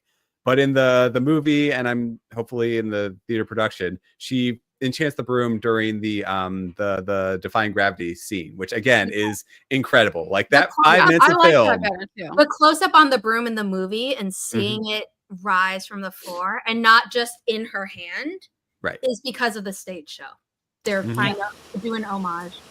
Yeah. Oh, that's nice. Well, I really like that way better than the book because at this point I had read most of the book by the time I actually saw the movie, and I was like, oh, I like this so much better. And so already there were things that as I'm seeing it being played out in the movie versus the book, again, haven't seen the stage play, so I can't compare it to the stage play yet, but just there were things that I had read already, and then seeing it in the movie, I'm like, oh, I like this so much better. There are definitely certain things where if you've read the book, especially after seeing the musical or movie and then musical, and you're like, you're a book, aren't you supposed to be explaining things more than any other medium? You're confusing me more. Oh my dog is snoring very loud. Ben, you want to give your outro? Sure. Yes. So the time. I am Ben Pick. Every Monday night on Writing2Write on YouTube at 6 p.m. Eastern. You can write with me for productivity sprints. I mean, I guess I can just end with, I think that you should still go. Ben. Yeah. I think that you should go see the movie. The movie was enjoyable enough, and it didn't mesh well with me, but that doesn't mean that it won't catch your interests. As for the book, again, if you have the interest of reading multiple, if you're willing to commit to reading multiple books in the series, I guess it does address a lot of the issues that I have, but not enough to justify reading the whole series. Sorry, I didn't really give off the wrong thing. It's just if you're saying nothing comes back around, some stuff comes back around, but it's not justification to read the whole series. Right. I don't know. I just feel like the book was trying to say, just because she's the Wicked Witch of the West doesn't mean that she's not, doesn't mean that she has good in her and Glinda has bad in her. But it's like the book tries to say so much and it just becomes so muddled in there in its execution that it doesn't actually say what it's trying. That I didn't feel that it said what it was trying to say. Succinctly. Fair enough. Cool. All right. But I gotta hit the road, so I will. Yes. Thank you, Ben. It's great hanging with you. We'll see you next month. Are we back next month, or is it the month after? April. We'll see you for Treasure Island. Yes. Oh yeah. April That's gonna be fun. Treasure Island next month. Yes. So we'll see you next month, Ben. Have a great one. Thank you. Take care. All right. Anybody else? What are your thoughts when we're comparing all of the medians that you have seen of? I'll consume it, and I will keep my favorite songs on my playlist and stuff. But otherwise, it's what's done is done. Yeah. If you have the chance to see the musical, that would be my first recommendation. It's just overall it's better, and I feel like the story and the music lends itself better in a musical stage, not in a movie, less in a book. But it could be that the book needed more editing, but I don't know. But yeah, I will definitely watch the musical. It does, in my opinion, because I'm not necessarily a purist, to see whatever cast it has. Like, I am confident that the people that cast for the Wicked musical will make sure that They have never every cast a bad person. every cast person, the sound of it is very coherent from the very inception to the current version. So it's not like you're missing out. Populars Yeah. maybe popular, and then the final riff of Defying Gravity are the most unique to the actors. But even then, Yeah. it still fits within the sound. Versus me complaining about "I'm Not That Girl," where there's like a weird jazz moment. Yeah. But yeah, you're not missed. It's like I didn't say Idina Menzel. Idina Menzel bounced like, after a few years. Kristen Yeah. Chenoweth bounced after Yeah. she didn't get nominated. I mean, that's not why she bounced, Yeah. but there was, Yeah. And it's also more like, for example, popular. The difference is like some might be more cheeky about it. Some might be more wanted to be more pretty about it. Like it's minute. Same with Defying Gravity. It's just like some of them would just do a couple of ad-libs more than the other person. It's not a make it or break it thing. As someone who sings, I have some gripes with it. I think I was off camera, so I did cringe a little bit with Cynthia's Defying Gravity. Not the entire did. song, just the big part of it. I I was like, girl, you didn't need to do all that. But she could, so she did. I know, but I But also the thing is, like, it's just this. Okay, this is gonna. And she said it on an interview, and I will say, I'm not a professional singer, but I've been singing my entire life. Defying Gravity is not that hard of a song. It's just you need to have the range and you need to have the power. That's it.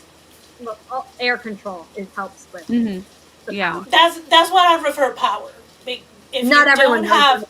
Yeah, if you don't have a really strong diaphragm. torso and diaphragm and lung capacity, yes, you will struggle with it. If you don't have the range for the, If you don't have the range, please don't sing it. I don't want to hear Yeah. it. if you don't have the range, you will just really mess up your vocal cords. Yeah. Don't try it. But again, that's just like it. Tina Menzel You didn't have to. vocal cords.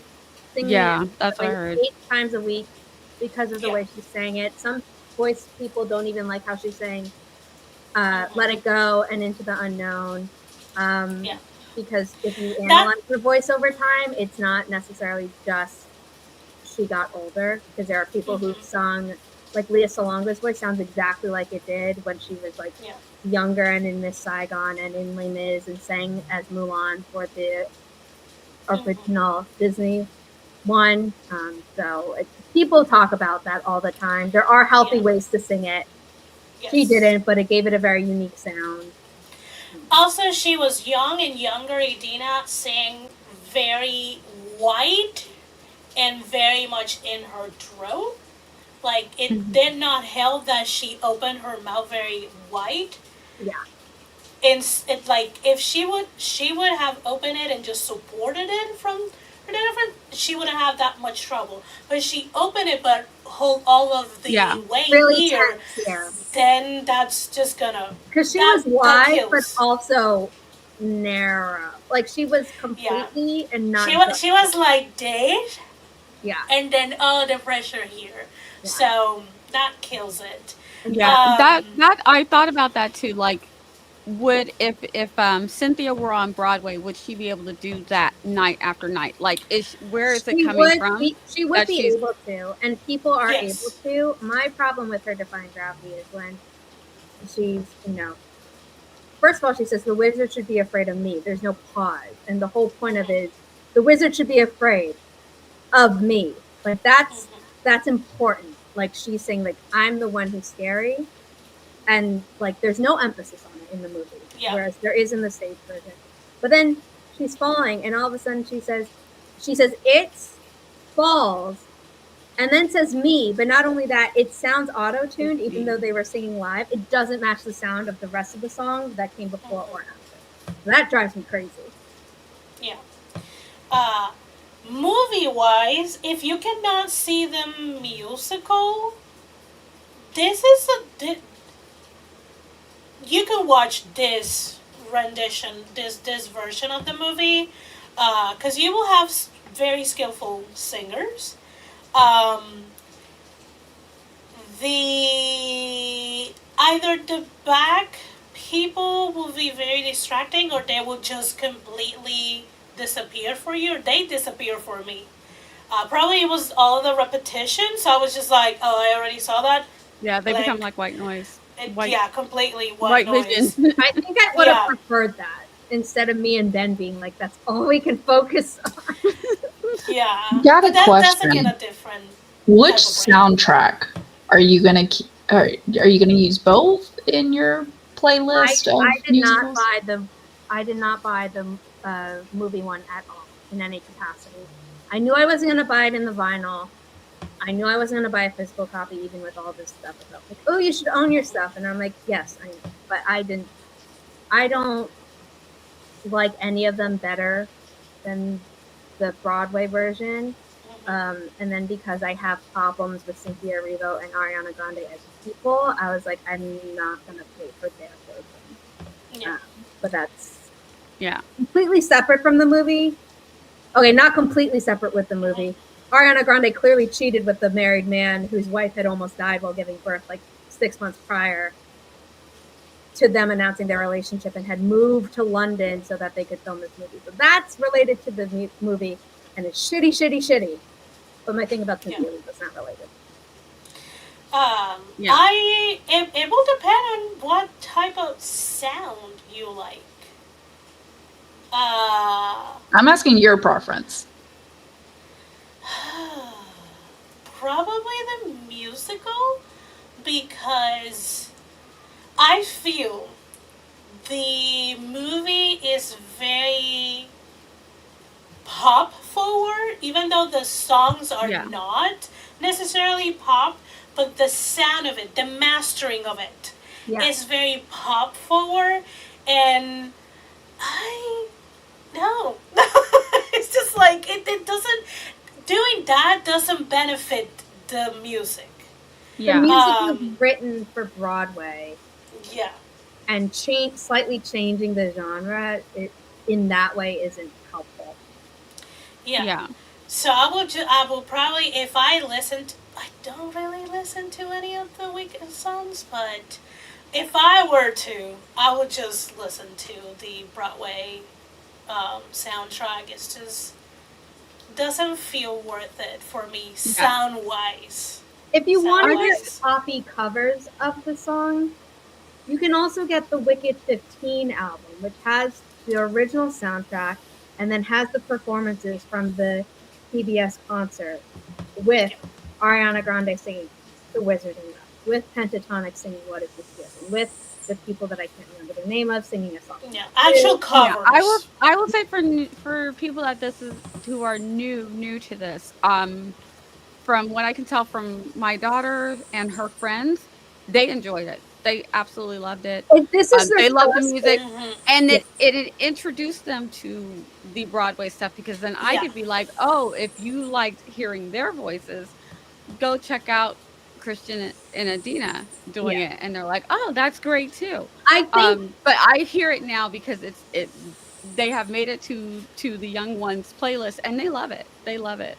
I And it's think their first intro to it though. yeah, the first introduction is what amongst all three really effective. So like I think if you read the book first, you'd like the book more than anyone who came to that at least second, if not third.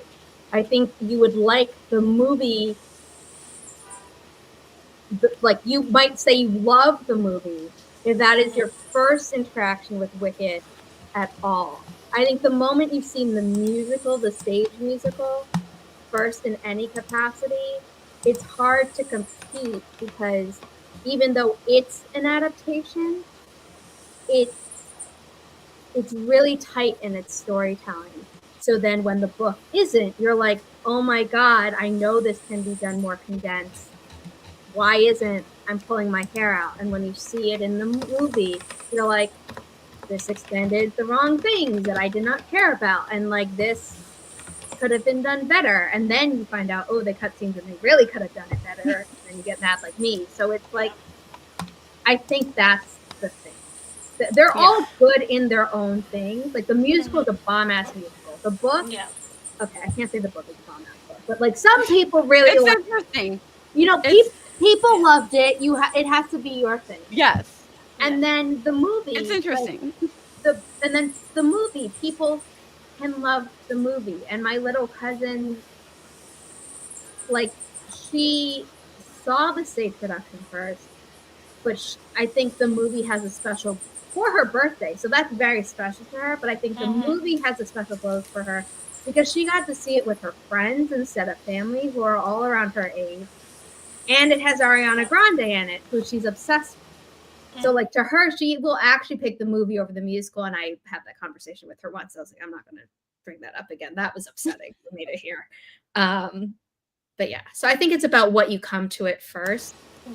Yeah, I'm like I that do with Les also Mis. think My favorite medium for Les Mis will always be that I saw it on Broadway, and now that's my favorite medium.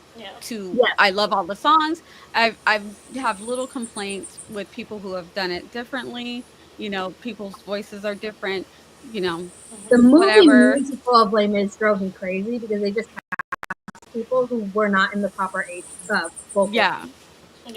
So, but so even though I can enjoy it or maybe enjoy some of them less, if I get to go see it live, I'm like, that's it. Yes, all day long. So I feel like that will happen, especially with a musical. You know, that something about going to a live theater is just wonderful. Also, the other thing is, this is why it made the story tighter and more coherent. The musical takes advantage of the things that they can and cannot do on a stage. Yes. So they are very creative in what they can do, and they're very creative in what they cannot do. The thing with the movie is like, if they couldn't do it physically, they could CGI it. So there's not a lot of boundaries to it.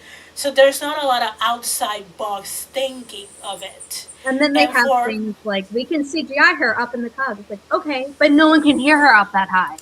Yeah. It's like, you can give her twice the stupid cape of her size. It's because it looks cool. What? Oh my God, that was insane. I was like, I think we even paused to talk about the cape when we were watching it. Yeah. Because we were like, what is this nonsense? How long is this cape? That was crazy. In the stage version, if you're not looking very closely, you will think the cape is that crazy size. But if you look at you'll be like, oh no, the cape is a normal size. It's still what was tied around her. But the way that they make it look like she's up in the air looks like a giant cape. So I think that's what they were trying to do. And we're like, but that's just dumb. in the movie because her cape actually isn't that huge. Yeah. Yeah. And It's I kinda like like- It's not even Amara that was saying here. big in The Wizard of Oz. Like, it's bigger in The Wizard of Oz than it is in Wicked, the Yeah. musical, the stage musical. But it's not so long that there should be a giant tail that it whips around and fills the entire screen.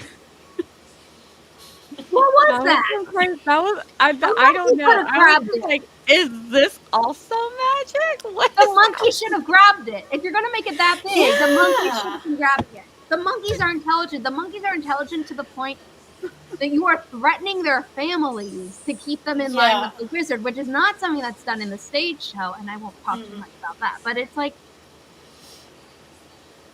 they're intelligent enough to know that, hey, we can break through the glass bridge to grab the people. They're not like, you know, birds will fly into a glass and not realize it's there. Like, they're smart. Yeah. So you're telling me Yeah. none of the monkeys thought, hey, what if we just grab onto her stupid ass long cape Yeah. and pull her off the broom that is allowing her to fly? Yeah. It Yeah. was kind of like ridiculous. Yeah, I would just keep recommending the musical as an overall. It's a better storytelling. You don't have to wait months to get the entire story. You even with the break, it's not more than 3 hours. The entire thing. You went with the intermission.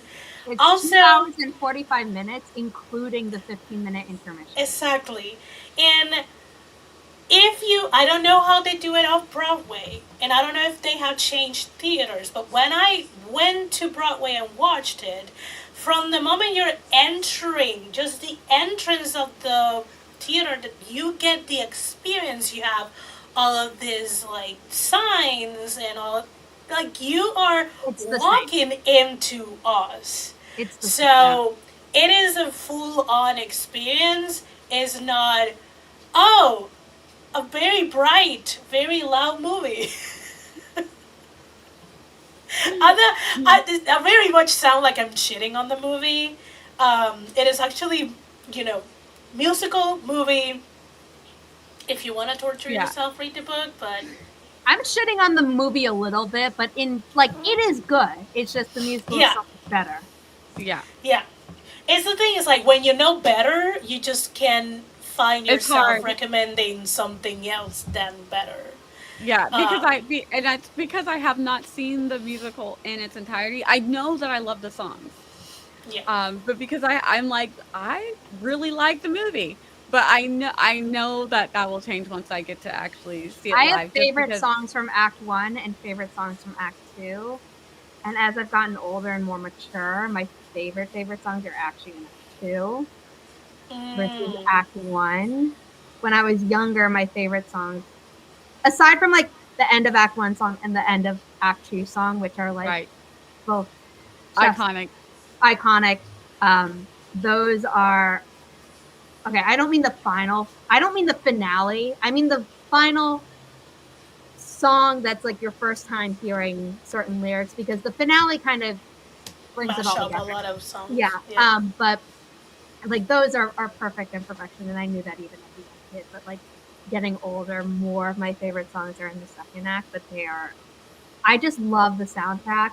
I will say, listening to it, I almost always skip something bad, which is really bad because it's important to the plot, and it's attempts to nod at the book, and then the movie expanded that, which I did approve of.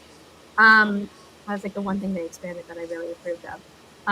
But it's just not a nice thing to listen to. It's so much better when you're seeing it either in the movie or on stage, because you're getting the connection between Elphaba and Dr. Dilliman.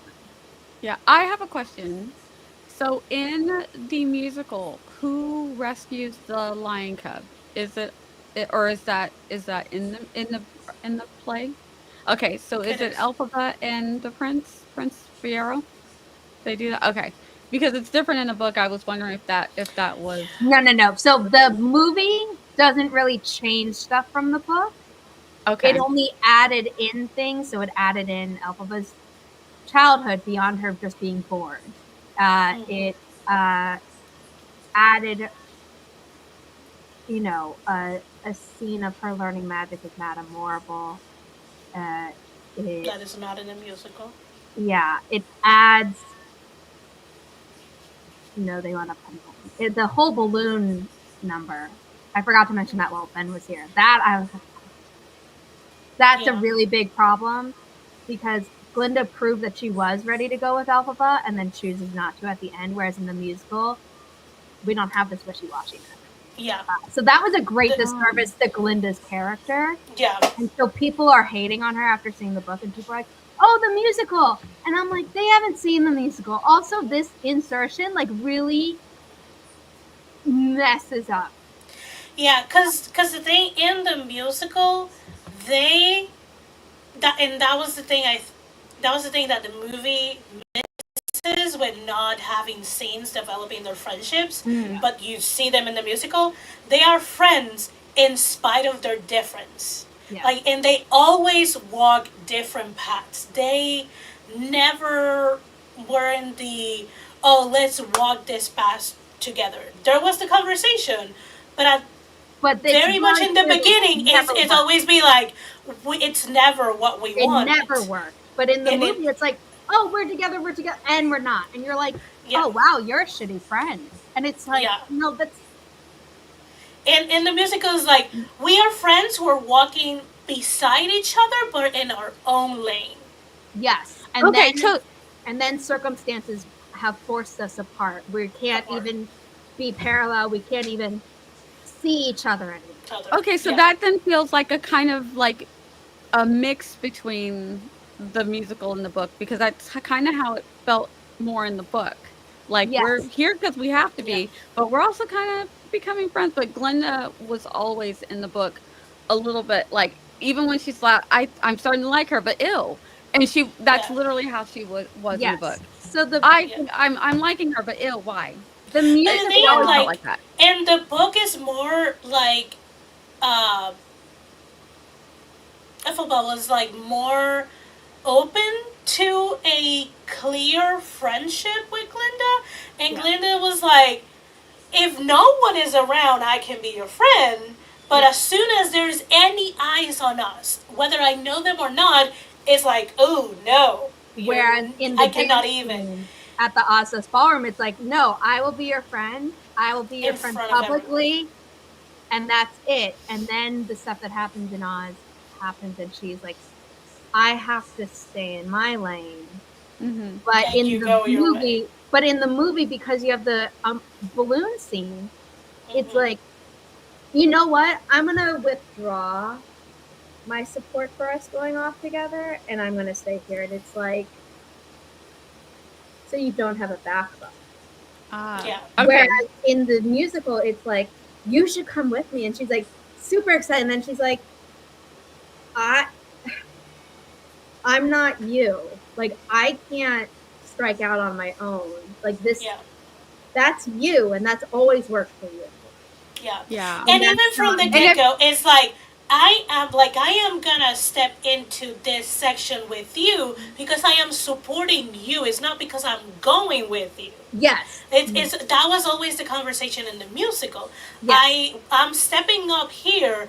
I'm singing this entire song with you because I'm supporting you and this new journey. It's not that I'm agreeing to get in this journey with you, which is what the movie does for a minute and a half. Yes. And then it's like, oh, no. Which is what I don't do that. And because you have the song go from, I hope you're happy, and they're super mad, and they're like, I hope you're happy with how you this up, basically.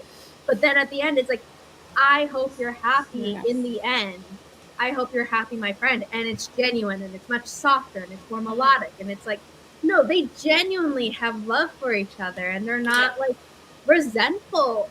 They're not resentful of each other, being like, you're staying behind in this, like, when you know that the wizard's a liar, when you know that they're already spreading lies about me, and like, I don't have resentfulness towards you for throwing away this opportunity for us both to be like held up by the wizard. Because in the movie, Morrible says, like, get her back or your future is over, basically. Yeah. That is not in the musical. The musical is, I only cared about Elphaba, which is what Jeff Goldblum does. In fact, he plays it even more than it's in the musical, Yeah. so it is funnier in the movie. But there's no guarantee that anything was going to happen for Glinda in Oz, in the Emerald City. So, you know, Elphaba isn't like, oh, you're even making this choice, you know, like she says, you know, to grovel in submission to feed your own ambition. But there's not actually a guarantee, a carrot held in front of her like there is in the movie. So she's very much like, if I were in Elphaba's position, I'd be a little bit more bitter. Like, hey, they're like spreading lies about me. They're not good, and you're staying behind. And it's not to like change the system from the inside. Like that would be more of a problem for me. But in the musical, there's no resentment, and there isn't any resentment because they sing the song as it is in the movie. But because the balloon scene is there, you're like, why is it a question? Why are you even saying you should come with me? She was already going to come with you. That should no longer be a debate. Because even if you take the song out of the movie, it sounds like two friends bickering, like, we're in this mess because you messed up. That kind of situation. And then we're like, oh, this is our journey. I hope you're good. I hope nothing happens to you. Likewise, bye-bye. But then everything that happened around the song, it's different in the movie and the musical, and it changed the entire conversation of the song. Yes. Yeah, and I think that's where the disconnect is, because for me, going from the book, because I think I'd already read this part in the book, so going from the book to me, I'm like, this is leaps and bounds better than it was in the book. And so you do get all of the emotional stuff, but I don't have the reference. I think the movie is doing a better job maybe at building up some tension between the two of them that happens in Act 2. Because in Act 1, it is so like, I understand you're not coming with me, and it's not a problem.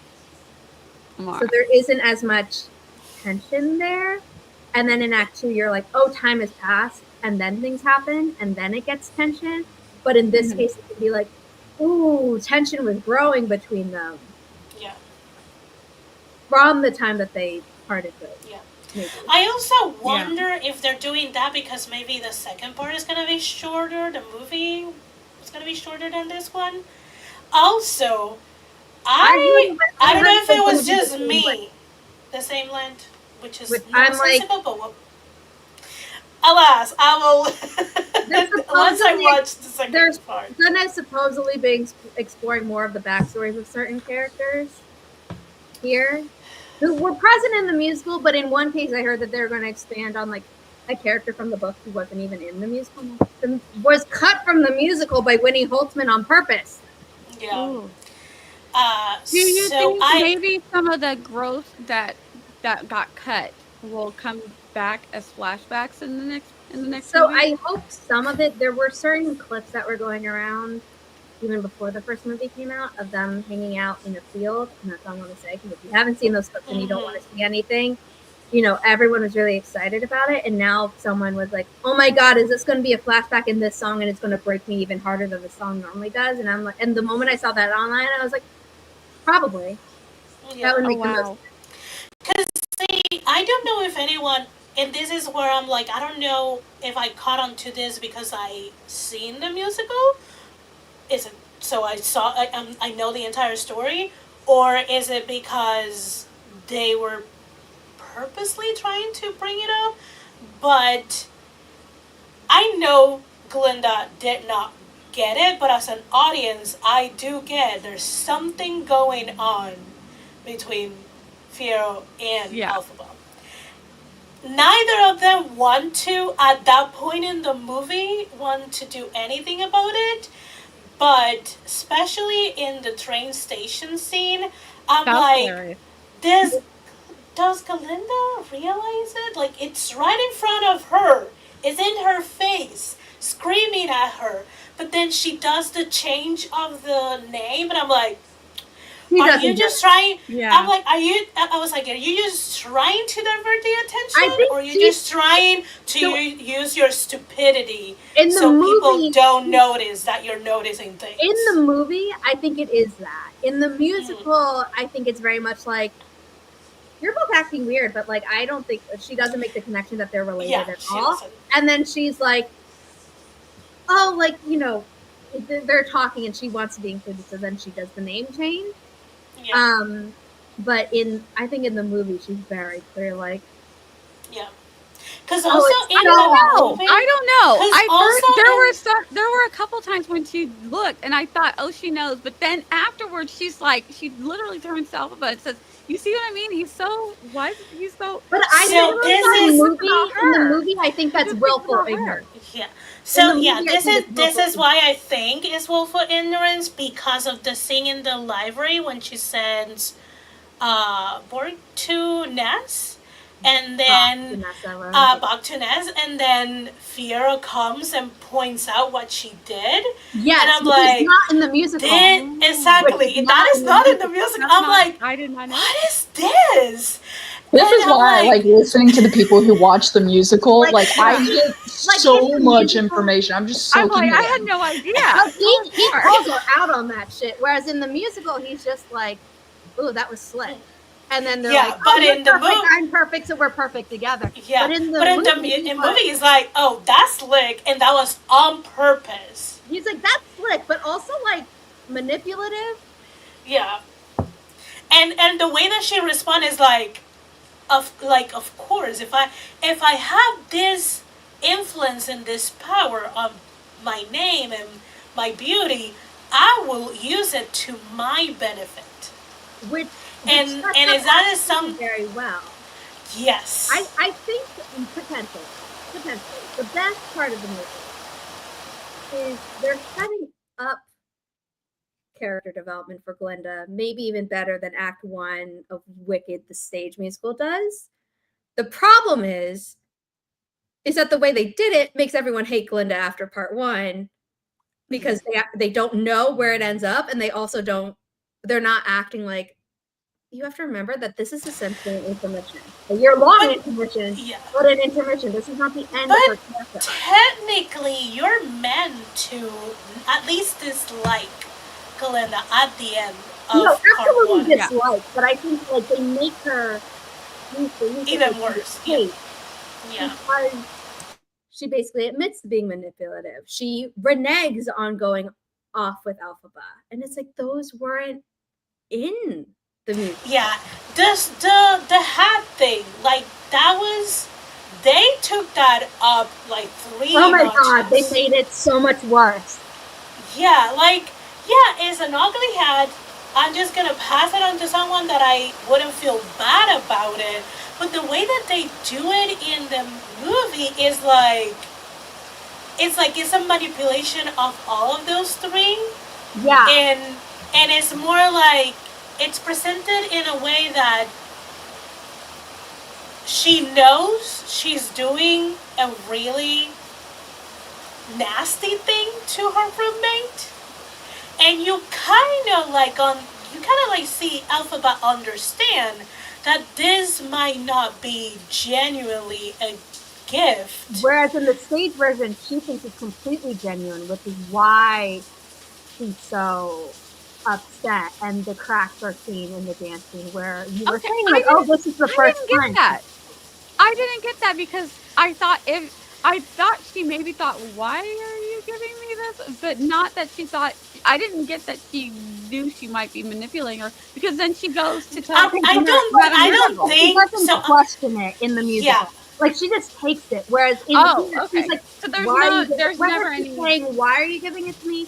Or why, like, is there an ulterior motive? Like, no matter what, there's something of where she's like, oh, okay. Whereas in the musical, he just shoves it at her and runs off, and Alphaba is like left with it, and then she's like, oh, What the okay, heck? like maybe I will go to the party. Like, Yeah. this is exciting. But it's also having Nessa Rose tell Alphaba how excited she is about the party when they first start talking about it in Dancing Through Life earlier in the song, sets up Alphaba might be more interested in the party to begin with than in the musical, where it's like, I don't give a shit about this. Everyone's an airhead here. I don't want to go to a party with a bunch of airheads. And then she gets this, and then she's like, maybe I'd be accepted. And that changes things. And then she's not, and then fall into. Yeah. All right, guys, it is 3:00. I feel like I've kept you guys, but I feel like we could just keep talking because I'm like, give me all the details, tell me everything. Normally, I think you should see the stage version. If you can get seats in like the first 3 rows guaranteed, maybe first 5, I don't know. There's a little extra interaction with the audience, which I did confirm is not just Broadway, but is done at all productions of the show. But something that is only on Broadway is there's a giant dragon over the stage that moves at the start, which is a reference to the time dragon clock. Okay. Very interesting. When the second half drops, after it's out, we'll have to have you guys back to see what your thoughts are, and then we can talk about the whole ending. Because I don't really. I mean, I have some ideas of how it's going to end, but I know that the book is so different, and because I've not seen the play through fruition, I don't exactly know how everything lies out. Know, but I'm now going to have to actually watch part 2 because I wasn't planning on it, much to the shock of everyone around me. Like, how can wicked material exist out there and you're not going to consume it? And I'm like, I also wonder, but do they have a date for part 2? Yeah, it was supposed to be 2026. Everyone got mad. Okay. Like, okay, so are you, Nia, are you going to see the play? I'm gonna try and see it in October. So you will see the entire thing. You will know how it's supposed to end. I will know what you guys are talking about because I'm like, I like it. What's wrong? I see no problem. I don't want to take away from liking the movie. I like it a lot. It sounds like I'm shitting on it left and right. I don't. No, I hear what you're saying. For that. I feel like when Nia sees it, she's gonna be like, "Oh, wow!" This is why Esther and Zara put the musical up here and the movies are on the book down here. Yeah. I feel like these 3 mediums are gonna be so far apart. In everything that it's gonna be like. Yeah. Normally things are a little bit closer. The movie like and you the like musical one, love the other. This is like no. The movie and the musical it's like movie and musical are kind of like this way separate. This media and the book is like the book is on the floor. The book is like a shadow of an idea. It's in the basement. Oh, no. They're like, when they did the adaptation for the musical, they're like, we're just gonna nitpick a couple of things. Winnie Holtzman was like, okay, who are the characters who are recognizable from Wizard of Oz for people who've only seen the MGM film? Yeah. What are their storylines? What are interesting storylines for some side characters? Okay, cut the side characters who don't have interesting enough storylines that are a whole brother is missing. Main characters. And we're going to streamline all of that, even after paring it down. Yeah. So that we get, like, the cohesive story.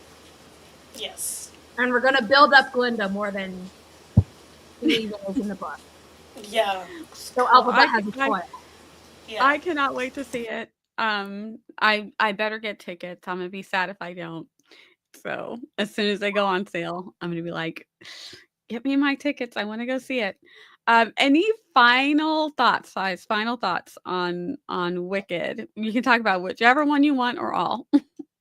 See the movie so you know what we talked about. See the musical more importantly. And if you can't, at least listen to the entire album, please. From the Broadway version. Yes. Yes.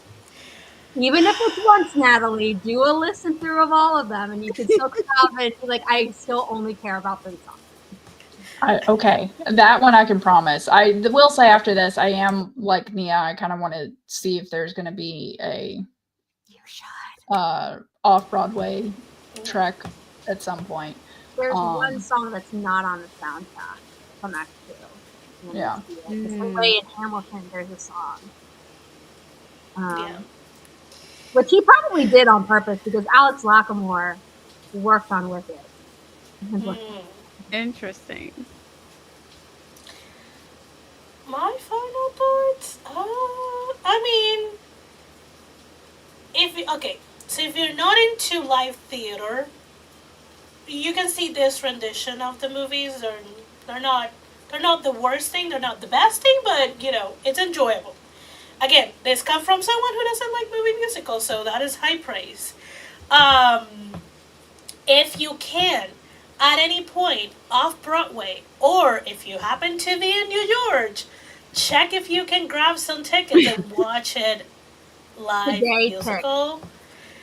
It's a great app. You can get cheap tickets today. TIX.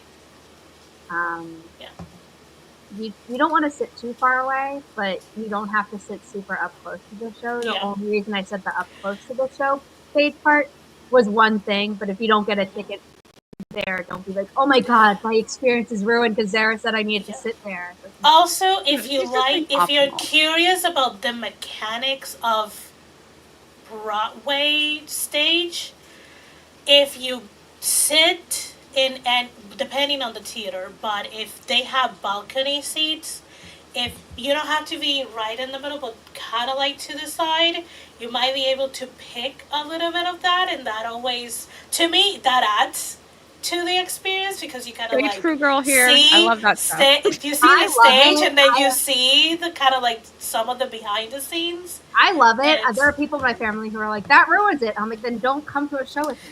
Or pick your own seat, and we'll reconvene at the end. So I need to see it twice. I need to see it with good seats, and then I need to see it with some side seats so I can see all the things working. I mean, you can still have good side seats.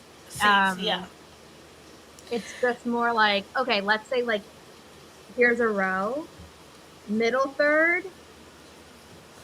Any of that is like great, and you're not necessarily going to see the behind the scenes. And then once you get to the outer parts, is when you start seeing like the other stuff.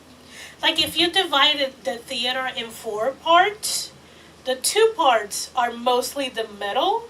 If you want to go to one of the sides, just pick something that is closer to one of the sections in the middle, so you can have a good view, but you don't want an aisle. You don't want a complete aisle seat. You don't want an aisle seat. This isn't the Lion King where if you're sitting in an aisle seat, the animals walk right next to you. They're going to come by and... Yeah. Okay. No, everything stays there. I still don't recommend the book. It's just, unless you want to read about truly awful characters and you want to be bogged down with world building, then go ahead. But it's not. When you say awful characters, remind people whether you mean they're awful people and are characters, or the characters are awfully written. They're awful people. There's no one that it's hard to root even for Alphabet. And and I cannot say that I cannot say they're awful written characters because I still don't quite understand what the author is trying to do besides building an interesting world.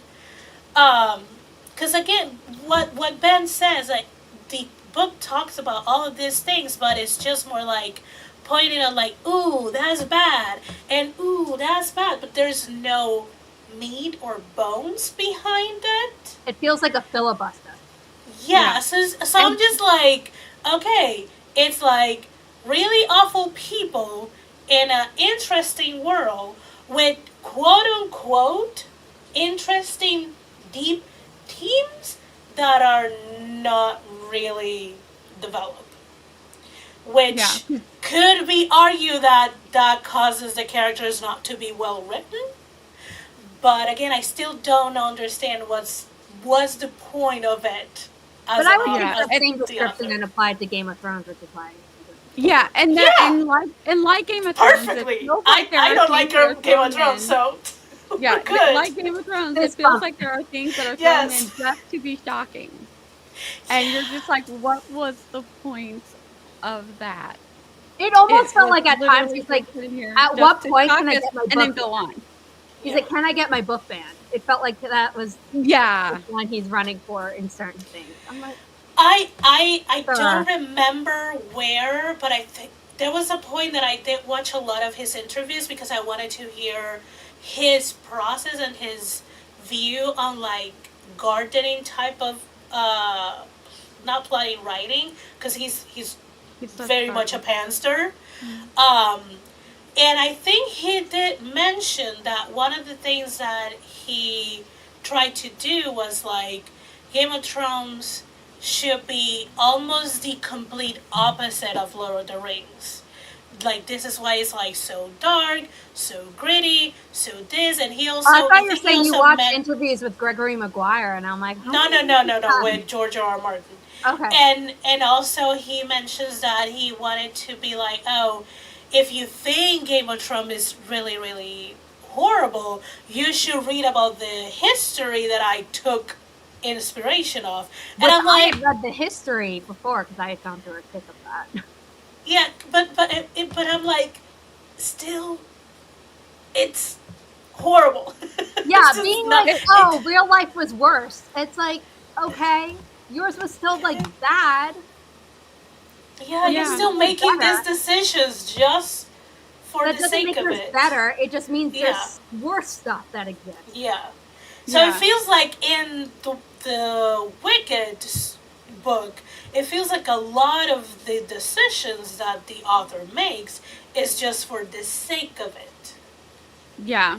And because we've already gone into spoiler, I'll pop this up just in case anybody doesn't know. When what I mean when I say it's hard for me to even be rooting for Elphaba is that there is this child in this book that he gets this child. There's theories on why she's with this child, not just the monkey. So she's got the monkey and she's got this child, and something terrible happens, and it's like 2 days, and this is a sun-like figure. I'm gonna leave it at that. And you'll need to read.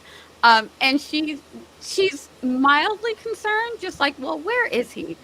But something terrible has happened to this kid, and she's only modicumly concerned. But when they find out what happens to him, thankfully, he makes it. And then another terrible thing happens to another kid, the kid that does the bad thing.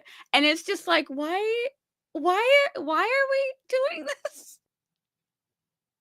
And so it's just that kind of like the why.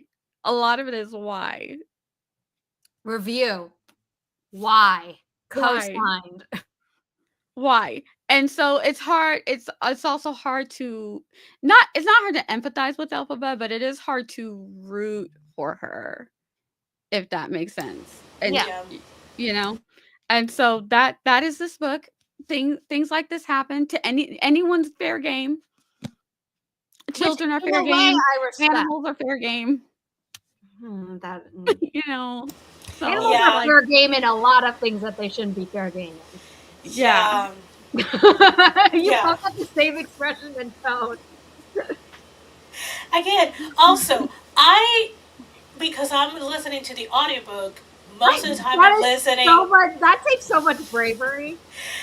and a lot of the times I'm listening on my job on speaker because I do have a phone line, and a lot of the times I need to be paying attention to my phone line, so I cannot put like any headphones to listen to it. So it is for at least half of the office to I listen hope you to. bought all of the soundproof tiles that I got. No, my There we go. office is not soundproof at all, and They're I gonna am be like, traumatized. They're going to be traumatized with it. yeah, that's what I said. I'm like, if I'm traumatizing myself, I'm not gonna do that alone. So I don't know if they're paying attention to it, or if they are, or if they caught some things. They might be like, what? You might have some judgment. Yeah. Oh Things in here that it's like, oh, they absolutely have to cut that for Broadway. There's no There's way that no was way. ever going to make Yeah. it this I also do have it like very close to me. It's not the same as the party in the book. That's all I'm Yeah, I also have it very close to me in case I hear any kids, so I can pause it real quick. Because again, I don't interact with kids on a day-to-day, but because we have a museum section that is for kids, and we get school visits almost every day, I'm like, I need to make sure that I just can quickly pause it in case I just hear something related to a child, because it's just not okay. I know for me, my biggest gripe about this, the entire series, whether it's a play, book, or the movie, is that it's answering the question of why did she become wicked? And it's almost evaluating like what's the origination of wicked, because the thing is that it's saying she became wicked because people were wicked to her. And I'm like, okay, well then why are they wicked then? And is wicked like energy? It cannot be created nor destroyed. It's just a continuous thing in existence. True. Maybe because they never answer nor do things get solved. You know, that resolution that you get. Which is a reflection of life. But like in life, we actually get something solved. I don't need everything. I just need something. And it's like nothing that the bad people are still go on to do the bad thing. She still ends up allegedly a puddle of water, you know, or witch goo, whatever, because it just kind of like ends that way. You know what I mean? So it's like, what are you trying to tell us? Our animals are still gonna be treated badly, even though that they can talk. And like, what are we saying here? Also, why does she need glasses? And then it's never explained when later she doesn't need glasses at all. We don't see her without glasses. I don't know about y'all, but I need these unless I'm wearing contacts. And it's never explicitly said that she needed them in the. So I don't know. Are they real glasses, or are they just like people who wear glasses just to have like a barrier or something, some type of protection? I think actually almost? that's what Susan Hilferty, who is the original Broadway costume designer, said.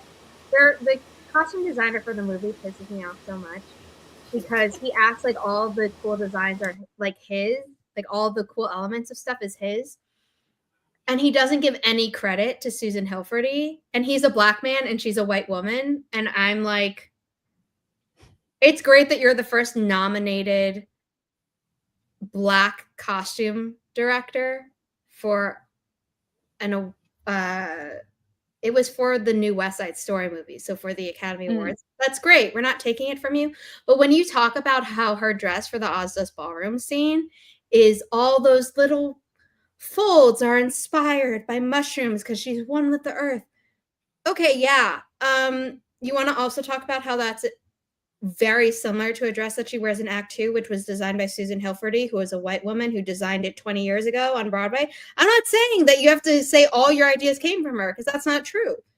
But you can't do a movie about a musical and not say you weren't inspired by the musical. Thank you. So that's what pisses me off, because the choreographer will be like, oh, we were inspired by the dances of the stage and we decide to expand it. And then we can sit and be like, you shouldn't have expanded it that much. And if you're going to expand it, make it at least a little bit more interesting. But at least you're giving credit. Yeah, at least you're giving credit. You know, John M. Chu giving so much credit to like, oh, like this opening shot is an homage to what used to be done on Broadway. And then the reason we did the broom this way, because that's how it's done on Broadway. And you know, we did an homage to the original Wizard of Oz MGM film because we used the exact same title font for the opening of it. You know, like all these things, give credit where it's due.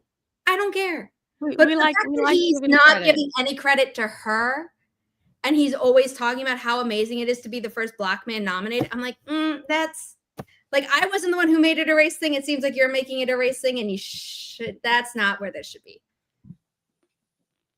True. So that's our final thoughts. We thank everybody for coming. I love it. We're never going to be invited back again, Esther. Oh, no, you're coming back. Esther, where can everyone find you? You can find me on my YouTube channel, Esther Andújar. I know it's kind of like hard to spell. I purposely made it that way so people will learn how to write Andújar. And my About has all of my links and things like that. I just stream on YouTube on Fridays at 6 p.m. for productivity writing sprints. And I am all sorts of places. Sometimes you will see me a lot, sometimes I will just disappear, depending on my mood. Zara, dear, anything you're promoting right now? My name is Zara Hoffman. I'm the founder of Inimitable Books, a small publishing company dedicated to uplifting marginalized voices while pigeonholing authors into writing about their trauma. Natalie is one of our authors. Nia illustrated one of our books. She will be illustrating another one that's coming out later this year. In 2 days, we have a middle grade novel coming out. Our first paperback from the Diary of Agnes Yeager. I'm very excited for that. Please check it out. Help us make it a success. I'm also an author in my own right, but like I barely touch that anymore. So if you're interested, you can search my name and find my defunct YouTube channel and my defunct Twitch. But if you're like, oh, I want writing streams, I do that on the Inimitable Books YouTube channel, which is linked down below. And inimitablebooks.com is where you can find basically everything you need. Natalie. I'm Natalie Locke. I'm a mom of animals and humans. And yeah, I have a full-time job, and we've recently switched our kids to homeschooling. And so my poor husband, because he's at home with them all the time. So I'm trying to support I thought that him. was a new development when you had texted me. I was like, I didn't know that. Good luck. Yeah. I did that for years. It is. Good It luck is. Because also there have been shifts in the culture where I no longer can telework now. So it's definitely putting more on my husband. So we're making sure we're communicating constantly of what he needs. And so I step up as needed and everything. And but because I'm handling all that, somehow I'm still able to knock stuff out.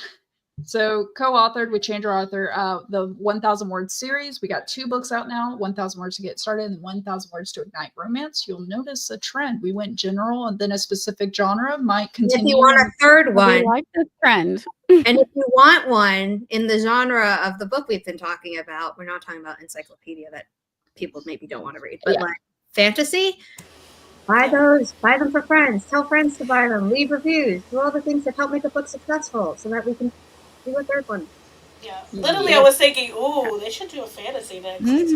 We've gotten ideas from others where they were like talking about targeting a 1,000-word series just for young authors who would not be reading with you. Who should not be reading with you. Yes, they are so young.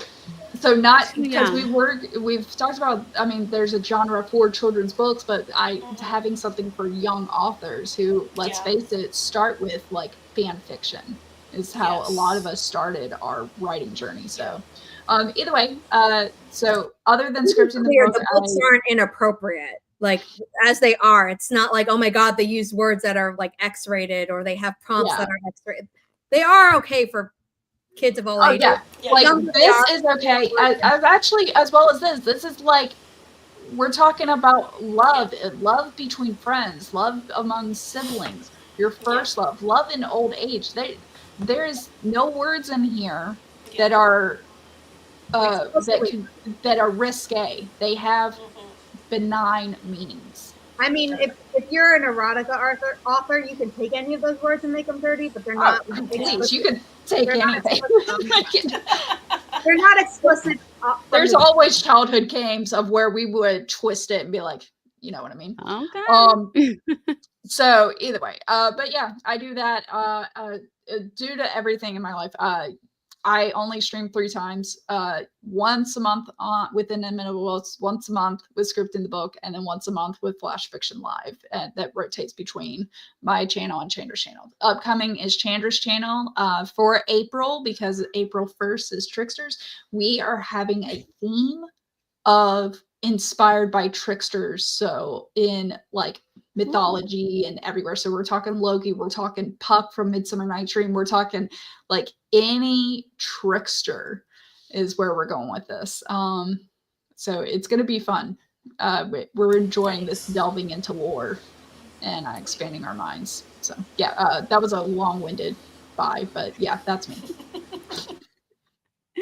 And you're here on my channel. Thank you guys for coming. You can catch me on my YouTube channel. Everybody's linked below, so follow, subscribe, follow them on their things. Everybody's pretty cool. So, and we like to talk about stuff like this. So I'm we normally will less be- talkative. It's just this is like one of my hyperfixations. Yeah. We purposely Zara did warn me. pulled her She's in like, on the Mia. thing. Bridgerton, Shadow and Bone, Wicked are like the main three that like she has a voice, and we are here to hear it because she has such unique viewpoints on this stuff. Like even Ben, I love it hearing Ben's point because he's so critical, and I'm like, I didn't even catch that. Yeah, I'm like, Yeah. I caught that, but it didn't bother me that much. But now that Yeah. you mention it, it's like, oh, What I love is that normally Ben and I don't agree. And this time I was like, yes, Yeah. yes. And in the one instance, I was like, technically it did get resolved, but you wouldn't know that. Yeah. That's the I'm downside of having a movie that says to be continued. At the yeah, end. exactly. I'm more of a You know? pendulum. Sometimes I talk a lot, sometimes I don't talk a lot. So today I was just more in the middle because I can get away. We were here for it. Yeah, Like I'm usually the one with like movie lore and stuff, and y'all had that down, as well as the lore Music. from the play and everything. So I'm here for it because I've never seen it, and now I'm gonna look up and see if it's ever traveling near me. If I know, anyone I'm wants excited. to look at the creation of the musical, they call it the Grimmery. And it The looks like the prop from the musical, which looks like an actual spell book versus some weird Barnes and Noble locking diary thing that they have in the movie. The movie's like when I saw it, I'm like, why we have a triangle of a book? I What don't the heck is it's like this? a dinky It little made me thing. think of Scholastic Book Fair, where Yes, they always have yeah. diaries. It looks like, yes, that's exactly what it looks like. And when it's a kid thing, fine. But you had an ancient looking grimoire. It's Yeah. called the Grimmery because it's pulling from the word grimoire. Yeah. You had it. You could have made it look even older. You could have made it cooler. You could have added magical locks to it. But you didn't have to do some weird triangle, trapezoid, I don't know what shape it is, thingy. They just wanted to Somebody see was how it giving opened. Yeah. somebody was given liberty and went and rocked with it. And they did not have a feedback team. They were like, yeah, just go do it. This No, is so nobody fun. to tell them, this should It was look, like, I- oh, that looks this should cool. at least look Yes. like this. It's like, oh, that's a cool concept. And we're going to go with a different one. Yeah. Nice. No. Still appreciate everyone coming out for us to tear this apart in the most respectful manner possible. If you enjoy Yeah. the movie, I'm happy for you. Yes. I hope you're happy I with hope you're happy. whatever medium you watch it in. But I also Yeah. hope if you are able to, you eventually get around to the musical. I'm glad that it gets more exposure. Let's face it, movies are a little Yeah. bit more Yes. Accessible. more widely seen and stuff. Mhm. Like for me growing up, I didn't know Rent exist until the movie came out. Same. And I that's know. a good movie musical. I think Yes. it's fabulous. I do agree. So Yes. That and Hairspray, I have no complaints about the adaptation. yeah, exactly. Hairspray was great, and so I actually, this is why we also do this, like scripting the book. We're talking about adaptations to movies, and it's every single marketing study shows an increase in the consumption of the source material when a movie Yes. comes out. Also, And Also, it also opens to other countries because my entire life has been in Puerto Rico except the 4 years that I live in Virginia.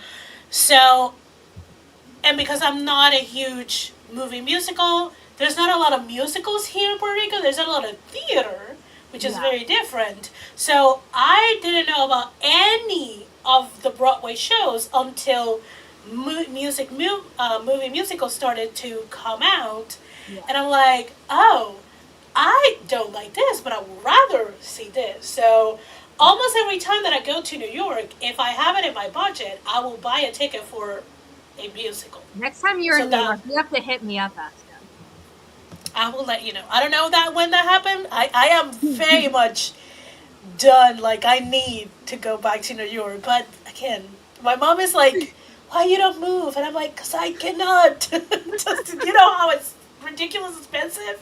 Yeah. She's like, but your cousin is there. And I'm like, he doesn't live in the city. He's like, way. Also, Same. most people who live in New York, they don't have, like, if they have a couch for you to crash on, that's great. Yeah. Sometimes they don't even have a bed. Yeah. I have a convertible couch, so you would have a place to crash, Esther. See, Look at I've that. been Okay, always very blessed on that because for the very beginning, I think the first 2 trips that I did, I stayed with my cousin, and he was living with another of his cousin of his mom's side. So they always had a bed because it was like, we will rotate. Like, I will go, then another cousin will go, and then this. They always had someone in the family with them. So there was always a bed. And then eventually one of my really close friends from college moved to New York. So she had a bed too. So I always had a bed. Or I always had money enough to either stay Convertible in a couches hotel. work too. They're Or- comfy. They've Yeah, come along. either a hotel or Airbnb. But I always like check on with like who is living in New York right now. I'm okay with a sofa bed. I'm not picky. Heck, an air mattress You is don't even have to okay. unfold it. Yeah. Just give me a fuzzy blanket and a I'm not pillow. mad that the Yeah. movie exists. I'm happy that more people are learning about Wicked. I think Yes. the only adaptation that I can think of that like super pissed me off is like the Perky Jack. Those were traps. You know, but in general, I'm not going to be mad at an adaptation that opens the world up to more people. Yeah. And Yeah. definitely that helps with the actual production being able to travel to other places in the US and outside of the US. So, yeah, watch the movie if you cannot see the musical. Yeah, Forget about I the book. totally Thanks for agree. bearing with us. I'm just so glad that my daughter enjoyed it. We used to take her when the kids were younger and we homeschooled. We used to do Disney on Ice, so they got to see like some type of acting and music and all of the things. And so I didn't know if they would start enjoying it from there, but particularly my youngest daughter, every time she sees a musical in a movie, it piques her interest and desire. She's a huge Mamma Mia fan, by the way. It just piques her interest and desire to be a part of that. And so she's into what is it called? She's gonna be so mad at me. With the Olympian gods that this guy's like just creating online, and it's Lore Olympus. No, it's epic. No. Musical. Epic. Oh. She's way into Epic, and just so it's kind of like she's stepped into this world a little bit, and I'm just like I'm here for it. So seeing the movie makes her more intrigued to actually go and see something on Broadway, and I'm like, yes. So yeah. So I say watch the medium that you can. This would not be the medium that I would recommend if the book necessarily, is the unless only this medium is you your can- jam. There If are the- people who have like, yes, I I love think you'll be like into it. Sarah as a I don't know if you're doing it as a publisher, but it's like if you still trying to have people maybe check out the book, me as an author, as a reader, I'm like, nah. I think this should not be your. If you want to give yourself the best chance of enjoying the book, you should do it first. You should Yeah. not be like Esther and listen to it on audiobook unless you live alone in No. a completely soundproof home, if not dungeon, because people will think you're a freak for listening to this. Unless and that is you not have people true. around who don't know too much English or the And they don't accent know what of they're the, saying. because the accent, I do have it at 1.5 thing, I think, and the accent makes it hard for people who are not used to English to get what he's saying. So in that part, I'm mostly safe. People are listening to, but they're not understanding because it's a little too fast and it's an accent that is not Okay, if you So- want to like the book, read it first. If you are an audiobook only person, make sure you listen to it under conditions that people can't hear or at the very least can't understand it, because they will judge you for what you are listening to. If you, Because it's weird. if you don't care about the book, it breaks my heart a little bit because I do work in book publishing. But in this instance, I kind of understand. So in that case, movie before musical, because basically I think if you want to like the other mediums, you should watch the musical last because it's the best of all of them. So your experience just grows. I Yes. like that. I like that because now, honestly, my anticipation for watching the musical live is just like I'm so excited, and I already know I'm gonna love the music. So you know, so You don't have tickets, good. and I'm already excited for you. I know. Natalie doesn't know if there's a production here, and I'm still excited. I know. I'm so excited for them to eventually see it someday. Yes. Yeah. All right. Thank you guys so much for coming and hanging out. Thank you guys who hung out with us in the chat. Hopefully you didn't get spoiled. Everybody who's like, I don't want spoilers. Hopefully you read our signs and were able to pop out before we got to those points. We will be back next month for Treasure Island. Or yes, because I keep wanting to say Treasure Planet, and I'm like, no, it is Treasure Island. It is one of the Planet. versions we'll cover. Yes, that is one of the Treasure options. Planet as a kid. And then we'll have our little break and we'll be back. We're gonna try and do Witcher. We'll see how that goes. Toss a coin to Witcher. So thank you guys. Season 1 Witcher. We're gonna see how this goes, guys. Bring it on. Henry Cavill. So for that one, you're gonna read the first book and just watch the first season? First season, and I think first and second book. What about the video game? Nobody's played the game. I don't know. We don't have if we time can. for that.